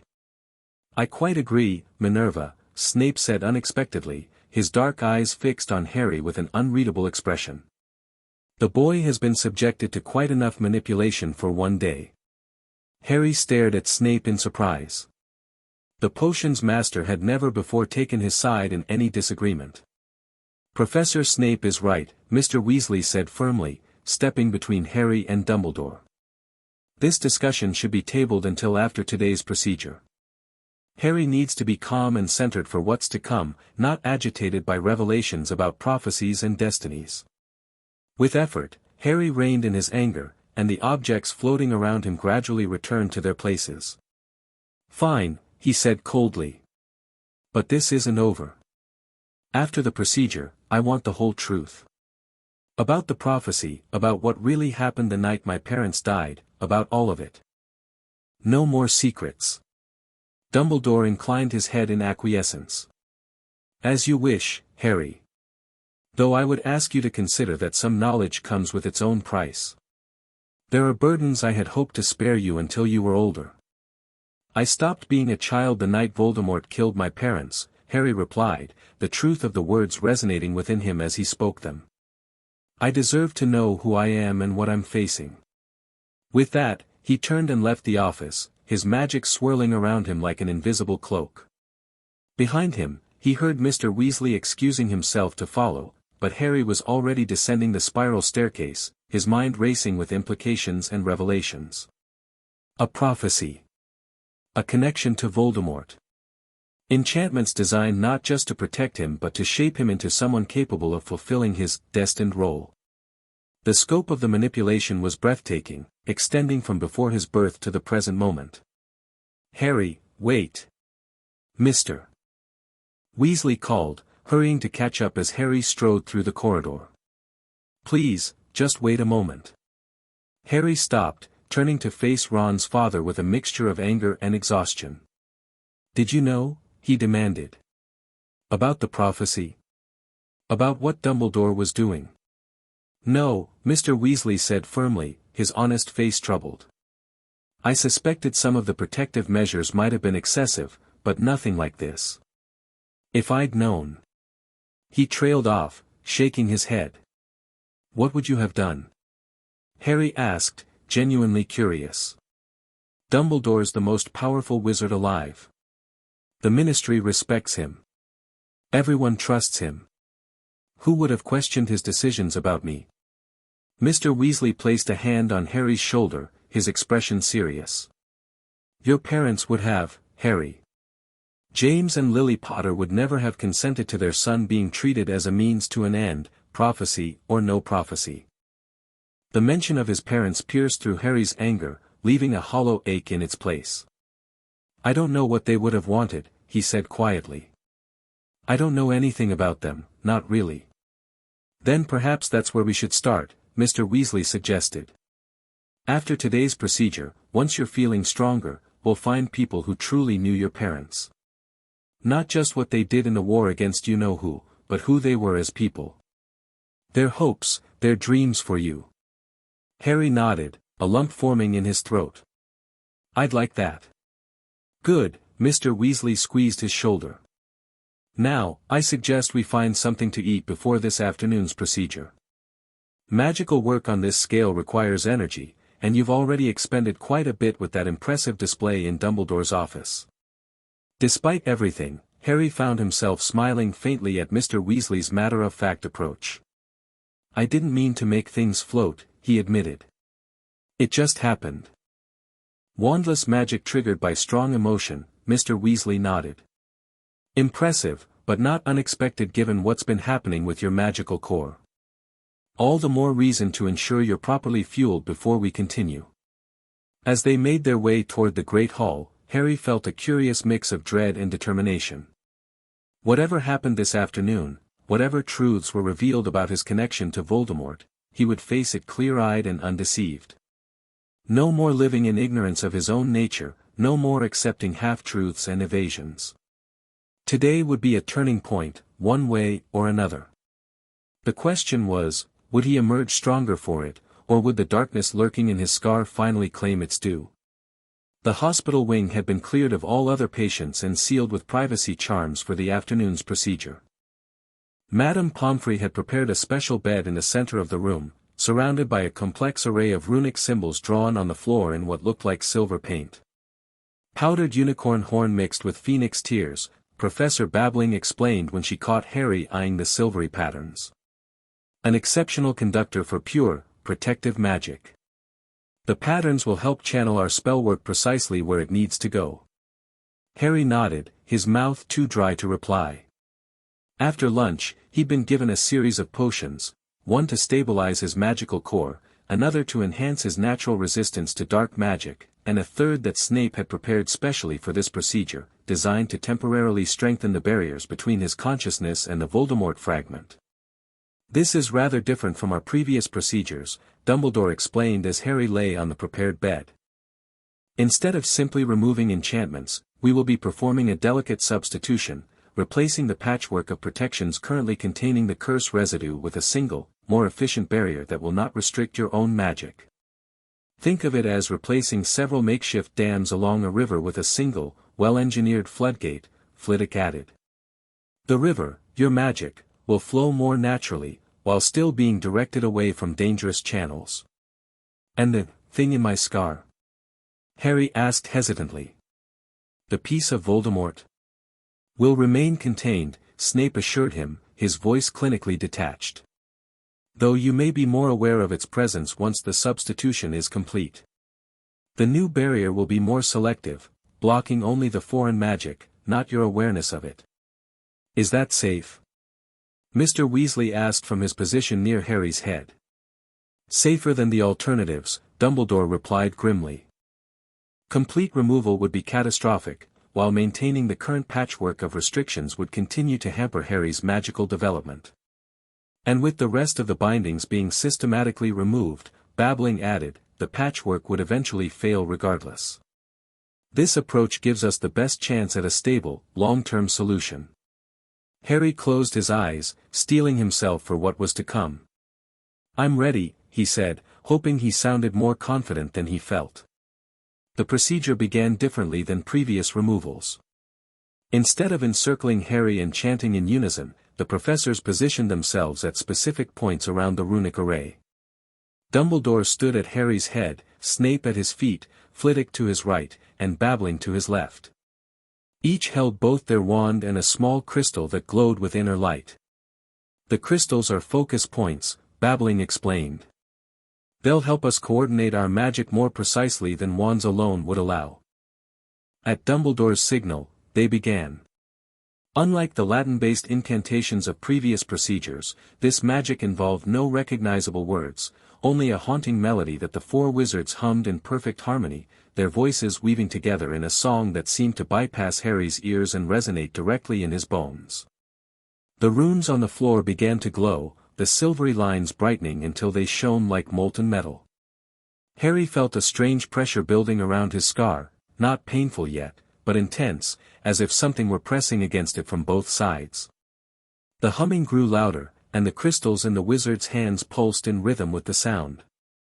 Streams of multicolored light emerged from each crystal, arcing toward Harry and converging above his forehead, where they formed a rotating sphere of light that slowly descended toward his scar. When the sphere made contact, pain exploded through Harry's head, white-hot and all-consuming. He arched off the bed, a scream tearing from his throat as the foreign magic in his scar fought against the intrusion with savage force. "Hold him steady," Snape barked, never breaking the humming rhythm. Mr. Weasley and Madame Pomfrey moved quickly to Harry's sides, their hands gentle but firm on his shoulders. Through the haze of pain, Harry heard Dumbledore's voice, still maintaining the melodic hum but somehow also speaking directly into his mind. "Focus, Harry. Find the boundary between what is you and what is not. Visualize the division." Harry struggled to obey, forcing his consciousness past the pain to examine the magical battle raging within him. With his newly enhanced perception, he could sense it clearly now, the parasitic presence that had hidden in his scar for a decade, its magic alien and corrupt compared to his own. The sphere of light was trying to encapsulate this foreign magic, to create a barrier around it that would contain it without affecting Harry's own power. But the fragment was fighting back, sending tendrils of dark energy outward, seeking escape. "It's slipping away." Harry tried to warn them, unsure if they could hear his thoughts. "It's trying to spread." The humming intensified, the runic array blazing so brightly that Harry had to close his eyes against the glare. The sphere of light contracted sharply, crushing inward on the Voldemort fragment with relentless pressure. A high, cold scream that wasn't Harry's echoed through the hospital wing, a sound of rage and frustration that Harry recognized with bone-deep certainty as Voldemort's voice. The fragment was fighting for its existence, for its continued access to Harry's magic and mind. Instinctively, Harry joined the battle. Instead of remaining passive under the professor's spellwork, he focused his own newly liberated magic against the invader, pushing from within while they pressed from without. "That's it, Harry," Dumbledore's mental voice encouraged. "Your magic recognizes the intruder now. Help us contain it." The combined pressure was too much for the fragment to resist. With a final, ear-splitting shriek, it collapsed inward on itself, compressed into a dense point of darkness that the sphere of light promptly enclosed in a perfect, seamless barrier. The pain in Harry's scar vanished so abruptly that he gasped, his body going limp on the bed as the tension drained away. The runic array dimmed, the humming faded, and the crystals in the professor's hands went dark, their purpose fulfilled. "It is done," Dumbledore announced, his voice hoarse from the extended magical working. "The containment is complete." Harry lay still, marveling at the strange new sensation in his forehead. The scar was still there, he could feel it with his fingertips, but the presence behind it felt different. No longer a diffuse, barely noticeable background influence, but a distinct, separate entity held at bay by a barrier he could sense with his magical perception. "I can feel it," he murmured, opening his eyes. "The barrier, I mean. It's like a glass wall between me and the fragment." "That is precisely the intention," Snape confirmed, looking unusually drained. "The barrier allows you to sense the presence without allowing it to influence you. An early warning system, if you will." "Did we get all of it?" Babbling asked, studying the diagnostic spells Madame Pomfrey was casting over Harry. "The containment appears stable, but the fragment structure was more complex than anticipated." "I believe so," Dumbledore replied, though his expression remained troubled. "The magical signatures are clearly separated now. Harry's core is responding well to the new arrangement." Harry sat up cautiously, expecting dizziness, but found his head clearer than it had been in weeks. The constant background static he hadn't even realized was there, the subtle influence of Voldemort's magic interfering with his own, had vanished, leaving his thoughts crystalline and focused. "It feels amazing," he admitted, flexing his fingers and watching with fascination as tiny sparks of magic danced across his skin in response. "Like I've been hearing everything through a wall all my life, and now the wall is gone. The clarity you're experiencing is the result of proper magical integration," Flitwick explained, beaming despite his obvious exhaustion. "Your core is no longer fighting against foreign influences or unnecessary restrictions. It's finding its natural balance." "What now?" Harry asked, looking to Dumbledore. "What about the remaining enchantments?" "We will continue removing them, but more gradually," Dumbledore replied. "Today's work has eliminated the most urgent concern, the unstable interaction between the curse remnant and your developing magical abilities. The remaining enchantments are primarily bindings on specific talents and memory modifications that can be addressed over time." "And the prophecy?" Harry pressed, unwilling to let Dumbledore evade this crucial point. "My connection to Voldemort? You promised to explain everything." Dumbledore sighed, exchanging glances with the other professors. "So I did. But perhaps after you've had some time to rest and recover." "No," Harry said firmly. "No more delays. I need to know what I'm dealing with. All of it." "The boy is right, Albus," McGonagall said unexpectedly from the doorway. She had been monitoring the hospital wing's protective enchantments during the procedure and now stepped fully into the room. "Enough secrets. He's proven himself more than capable of handling difficult truths today." Dumbledore looked around at the assembled faces, McGonagall's stern determination, Snape's impassive mask hiding who knew what thoughts, Flitwick and Babbling's professional curiosity, Mr. Weasley's protective concern, and finally Harry's unwavering demand for truth. Whatever internal debate he was having, he evidently reached a conclusion. "Very well," he conceded. "But not here. There are matters we must discuss that require absolute privacy, beyond what even the hospital wing can provide. Once Poppy confirms you're stable, we'll continue this conversation in my office." Harry nodded, satisfied for the moment. As Madame Pomfrey ran her diagnostic spells, he turned to Snape, a question that had been nagging at him finally finding voice. "Professor," he asked quietly, "did you know? About the prophecy, I mean." Something flickered in Snape's black eyes, too quick to interpret but unmistakably powerful. "I knew a prophecy existed," he answered after a slight hesitation. "I did not know its full contents nor all the decisions it inspired."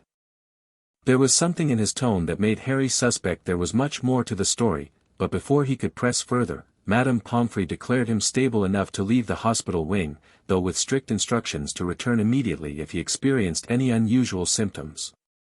"Your magical core is still adjusting to the new configuration," she cautioned.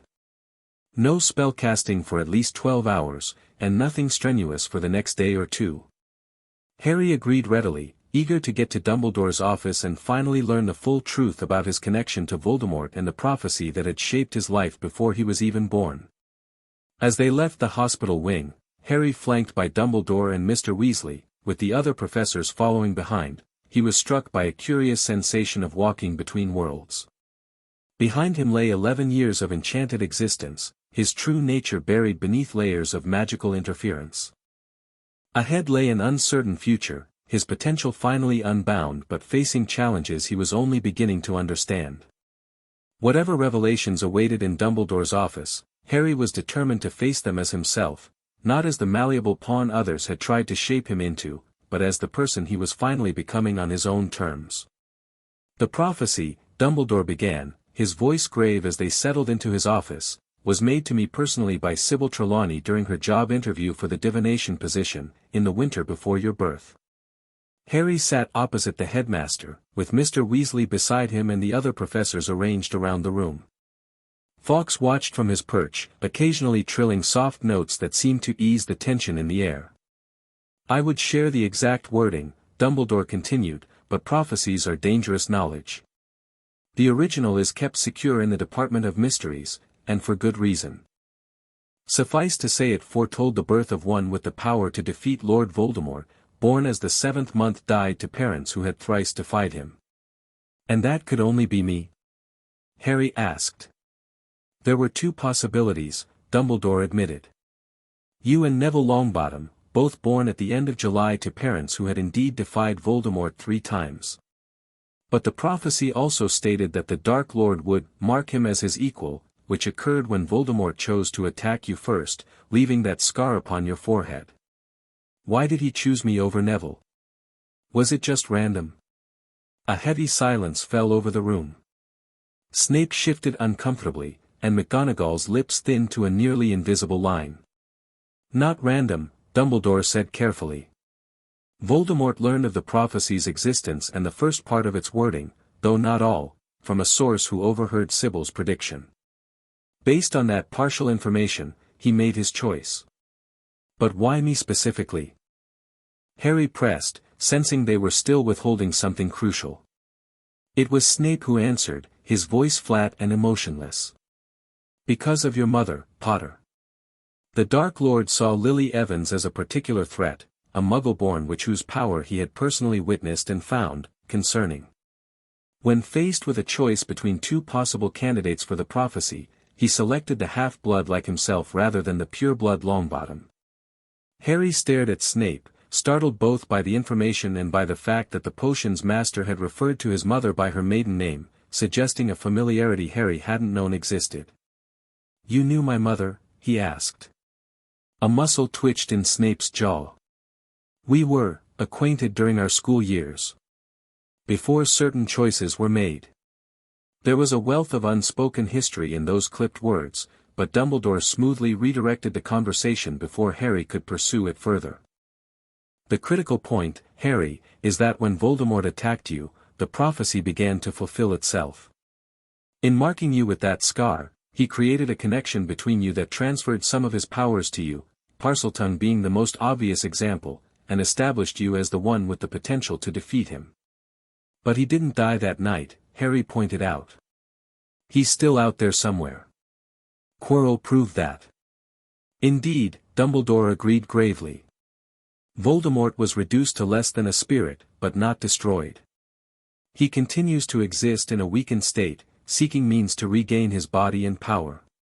And when he does, for I fear it is a question of when, not if, you two will be drawn together again by the prophecy's power. So all the enchantments, the bindings on my magic, the memory modifications, everything, were to prepare me for eventually facing him again? Harry asked, the scope of the manipulation still difficult to comprehend. Some were, Dumbledore acknowledged. Others were more immediate protections, necessary for your survival. The blood wards anchored to your aunt's home, for instance, prevented Voldemort's followers from finding you during those vulnerable early years. And the binding that made me reckless? That suppressed my self-preservation instincts. Was that necessary for my survival, too? Harry couldn't keep the bitterness from his voice. Dumbledore at least had the grace to look troubled. That particular enchantment was a mistake, Harry. One I deeply regret. It was placed with the intention of ensuring you would develop the courage needed to face Voldemort, but in retrospect, it went too far. You think? Harry said sarcastically. I could have died facing Quirrell last year. I nearly did. Yes, Dumbledore admitted softly. That incident made me realize the enchantment had exceeded its intended purpose. It should have been removed then, but I feared the process would reveal other modifications before you were ready to understand them. Before I was ready, or before you were ready to explain them? Harry challenged. Perhaps both, Dumbledore conceded. What about the other enchantments? Mr. Weasley interjected. The one suppressing his natural magical abilities, the wandless magic, the legilimency, the metamorphic talents. Were those also to prepare him? Those were more complex decisions, Dumbledore sighed. Some magical talents, if they manifest too early or too powerfully, can be dangerous to the child and those around them. Legilimency in particular can be devastating to a young mind unprepared for the constant input of others' thoughts and feelings. But why not remove them once I started at Hogwarts? Harry pressed. Why keep them in place when I could have been taught to control these abilities properly? A fair question, Dumbledore acknowledged. The answer, I'm afraid, involves calculations about the balance of power in the wizarding world that extend beyond your personal situation. Voldemort's followers remain influential in many spheres. The Ministry itself has factions that would view a magically gifted Harry Potter as either a threat to be controlled or a weapon to be wielded. Like Madame Umbridge, Harry said, understanding dawning. That's why she's so interested in my case. She sees me as a threat to the Ministry's authority.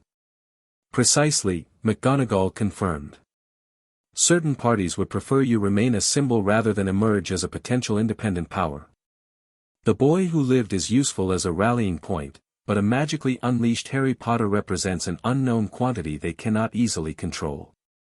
So instead, you controlled me, Harry said bluntly, looking directly at Dumbledore. You decided what powers I should have access to, what memories I should recall clearly, even what personality traits I should develop.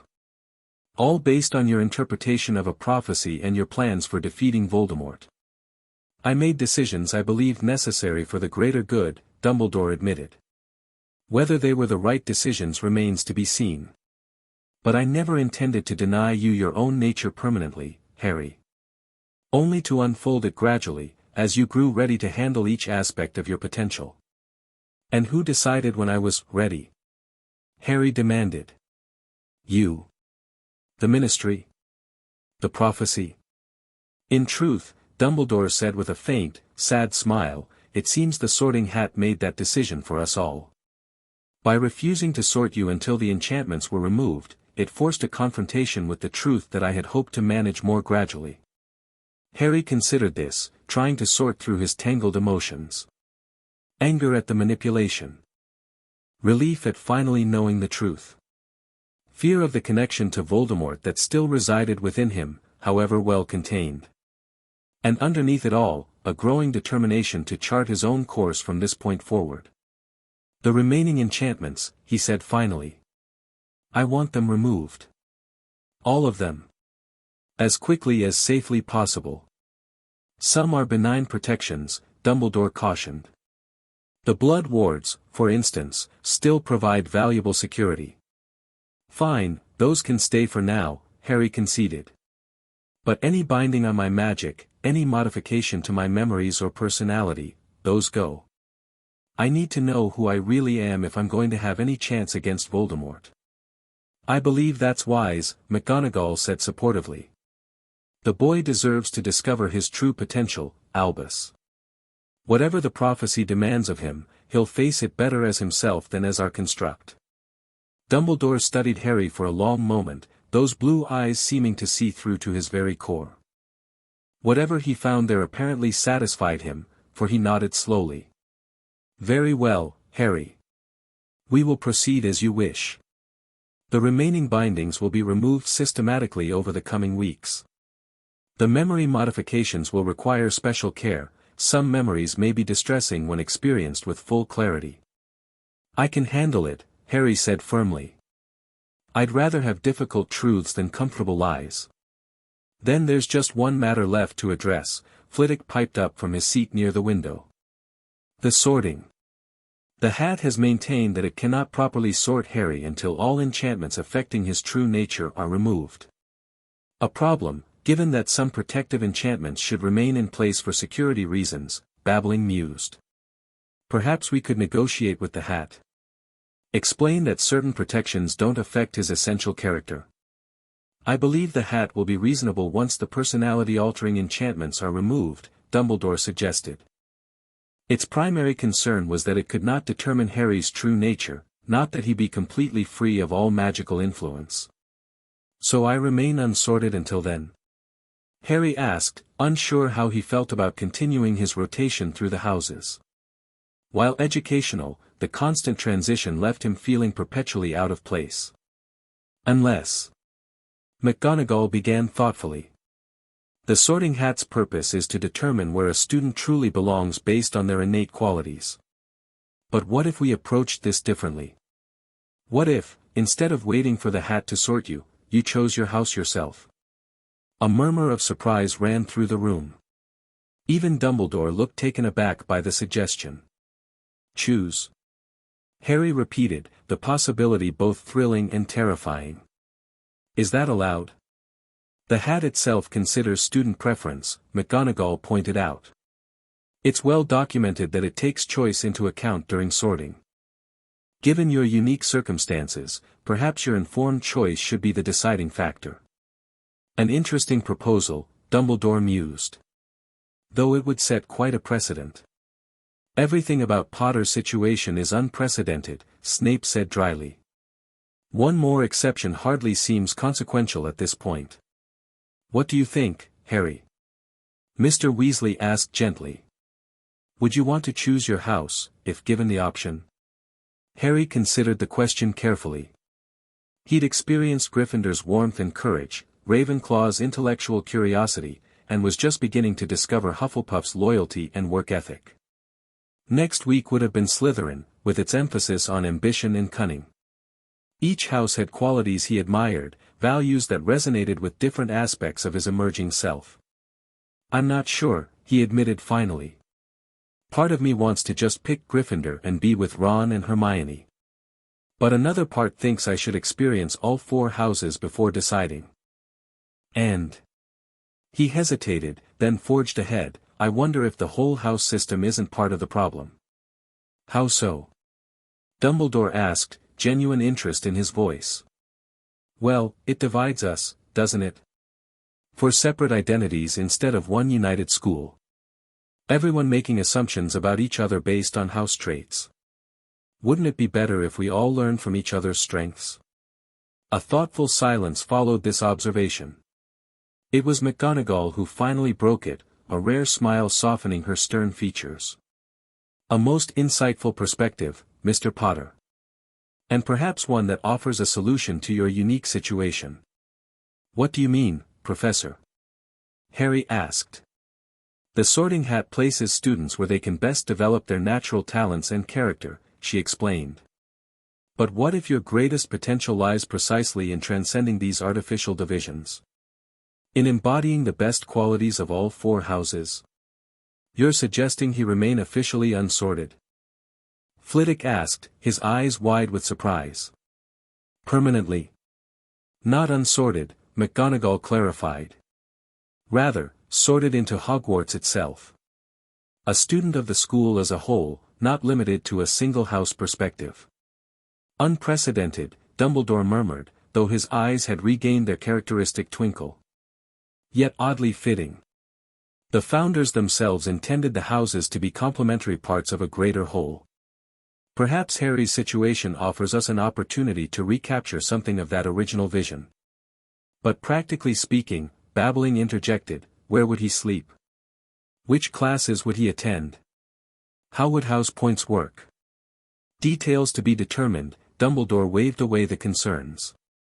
If Harry is amenable to the idea, I believe we can create a workable arrangement. All eyes turned to Harry, who felt both overwhelmed and strangely liberated by the possibility. To be neither forced into a single house identity nor left completely adrift, but instead to become something new, a student of Hogwarts in the fullest sense. I'd like to try, he said slowly. At least until all the enchantments are removed and I can be properly sorted. Maybe by then I'll know which house truly fits me best. Or maybe. He smiled slightly, maybe I'll decide this new way works better. Then it's settled, Dumbledore declared. Subject to consultation with the Sorting Hat, of course.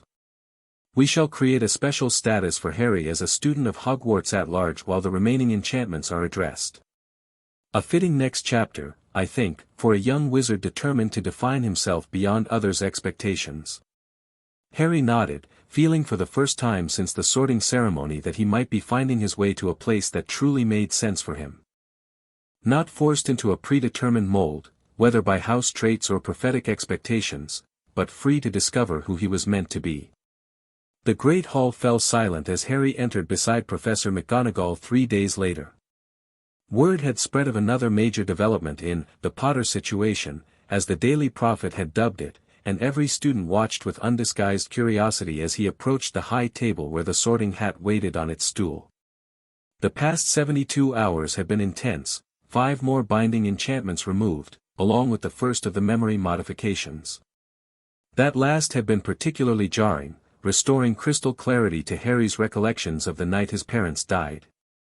The screams, the green light, Voldemort's high, cold laugh, all of it now preserved in perfect, terrible detail where before it had been mercifully blurred. But with the pain had come important insights. He remembered his mother's final words now, not just her pleading with Voldemort, but her whispered incantation as she stood between him and death, activating blood magic that predated Dumbledore's additional protections. He recalled the sensation of that magic weaving around him, a mother's love made manifest as the ultimate shield. These revelations had strengthened Harry's resolve to reclaim all his memories, however difficult they might be to face. Each removed enchantment brought him closer to his true self, unfiltered by others' intentions for him. Now he stood before the assembled school, 32 enchantments removed, 35 still to go, but with the most restrictive bindings gone and his connection to Voldemort safely contained. The changes were visible to anyone who had known him before. He stood taller, his movements more graceful, his green eyes bright with newfound clarity behind glasses he no longer actually needed but wore from habit. Students and faculty of Hogwarts, Dumbledore announced from his place at the high table. As you are all aware, Mr. Potter's sorting was deferred due to the presence of unauthorized enchantments affecting his magic. While the process of removing these enchantments continues, we have reached a point where a decision about Mr. Potter's house placement can no longer be postponed. Murmurs swept through the hall. At the Gryffindor table, Ron and Hermione watched anxiously, clearly hoping Harry would join them. Similar expressions of hopeful anticipation could be seen at the Ravenclaw and Hufflepuff tables, where Harry had made friends during his rotation. Even at Slytherin, there were a few students, not including Malfoy and his crowd, who looked interested in the outcome. Traditionally, Dumbledore continued, this decision would rest solely with the Sorting Hat. However, Mr. Potter's situation is unprecedented in Hogwarts history. After extensive consultation with the Founder's artifact, we have arrived at a unique solution. He gestured for Harry to approach the stool. With every eye upon him, Harry sat down and allowed Professor McGonagall to place the ancient hat on his head. Immediately, he heard the familiar small voice in his ear. "Ah, Mr. Potter. How different you are from when first we met. So many layers peeled away, so much of your true nature revealed. Yet still some enchantments remain, enough that I cannot make a final determination with complete confidence." "I understand," Harry thought back. "Professor Dumbledore explained the proposal to you?" "Indeed," the hat replied, sounding amused. "Most irregular. Yet in 1,000 years of sorting, I have learned that exceptions must sometimes be made. You have experienced all but one of the houses now. What have you learned from them?" Harry considered carefully. "That courage without wisdom can be reckless. That knowledge without compassion can be cold. That loyalty without ambition can lack direction. That each house has strengths the others need." "Well reasoned," the hat approved.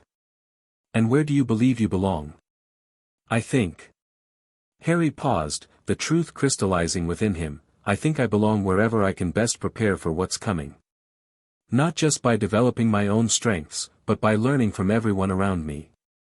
Maybe that's not a single house. Maybe that's Hogwarts itself. 1,000 years I've sorted students into 4 distinct houses," the hat mused. "Never have I considered another way. And yet, the founders created me to ensure each student found their proper place. Perhaps, for you, that place transcends their original design."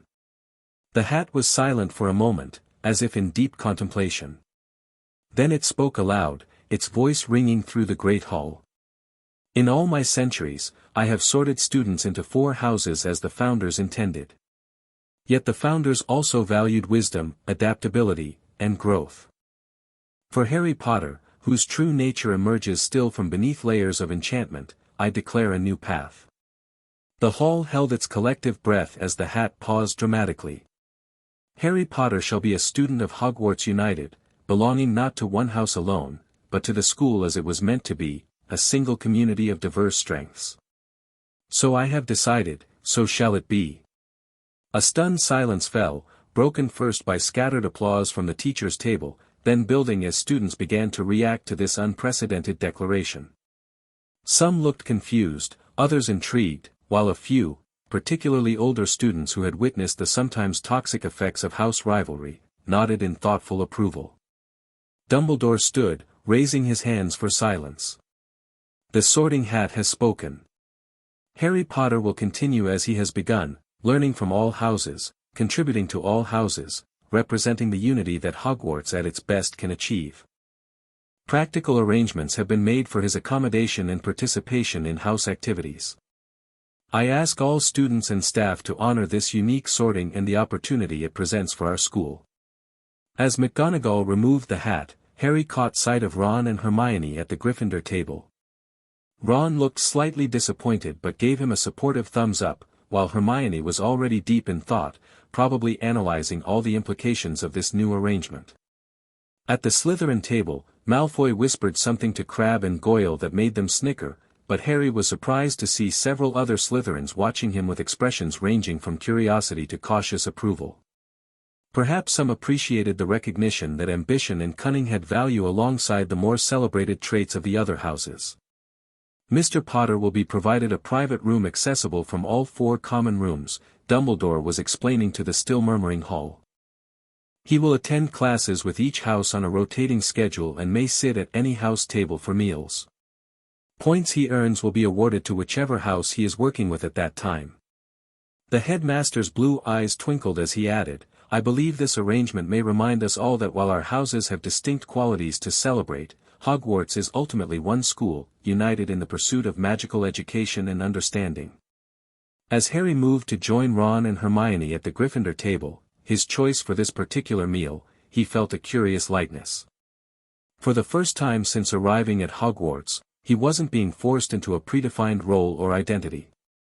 Not the boy who lived, not the Gryffindor hero, not the prophesied adversary of Voldemort, just Harry, finding his own way through the magical world on his own terms.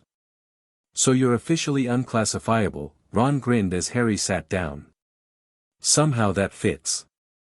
It's absolutely fascinating from an educational perspective, Hermione said earnestly. You'll experience all the different teaching styles and house emphases. I have so many questions about how it will work practically. Harry smiled, grateful for their immediate acceptance of his unusual status. I'm still figuring it out myself, he admitted. But it feels right, at least for now. Once all the enchantments are gone, I might choose a single house after all. Or maybe. He shrugged, maybe this is how I was always meant to be at Hogwarts. Either way, you're still our friend, Ron said firmly. Even if you do have to spend time with those sneaky Slytherins next week. Who knows, Harry replied thoughtfully, maybe I'll discover they're not all like Malfoy. Maybe there's something to learn there too. As the meal progressed, students from other houses approached the Gryffindor table to speak with Harry, Ravenclaws curious about the magical theory behind his unique sorting, Hufflepuffs offering friendship regardless of his house status, even a few brave Slytherins testing the waters of this new interhouse arrangement.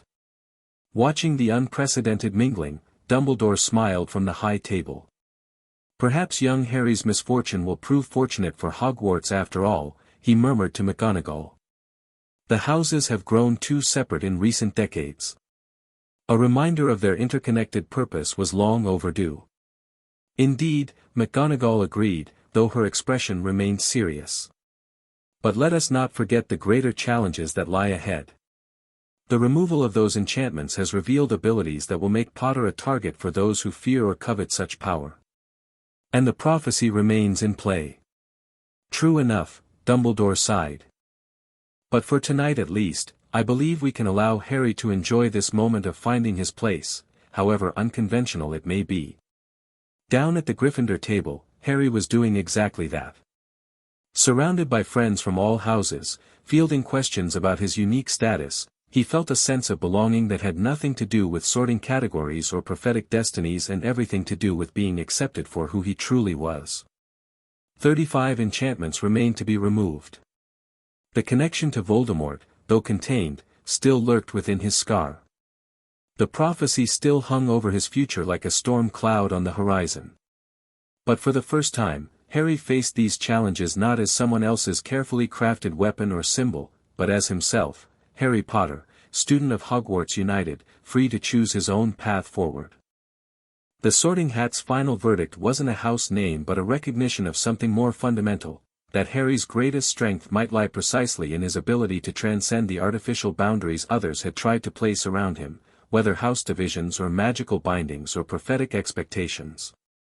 As he looked around at the Great Hall, at the 4 house tables that suddenly seemed less like separate territories and more like different perspectives within a shared community, Harry felt a surge of hope.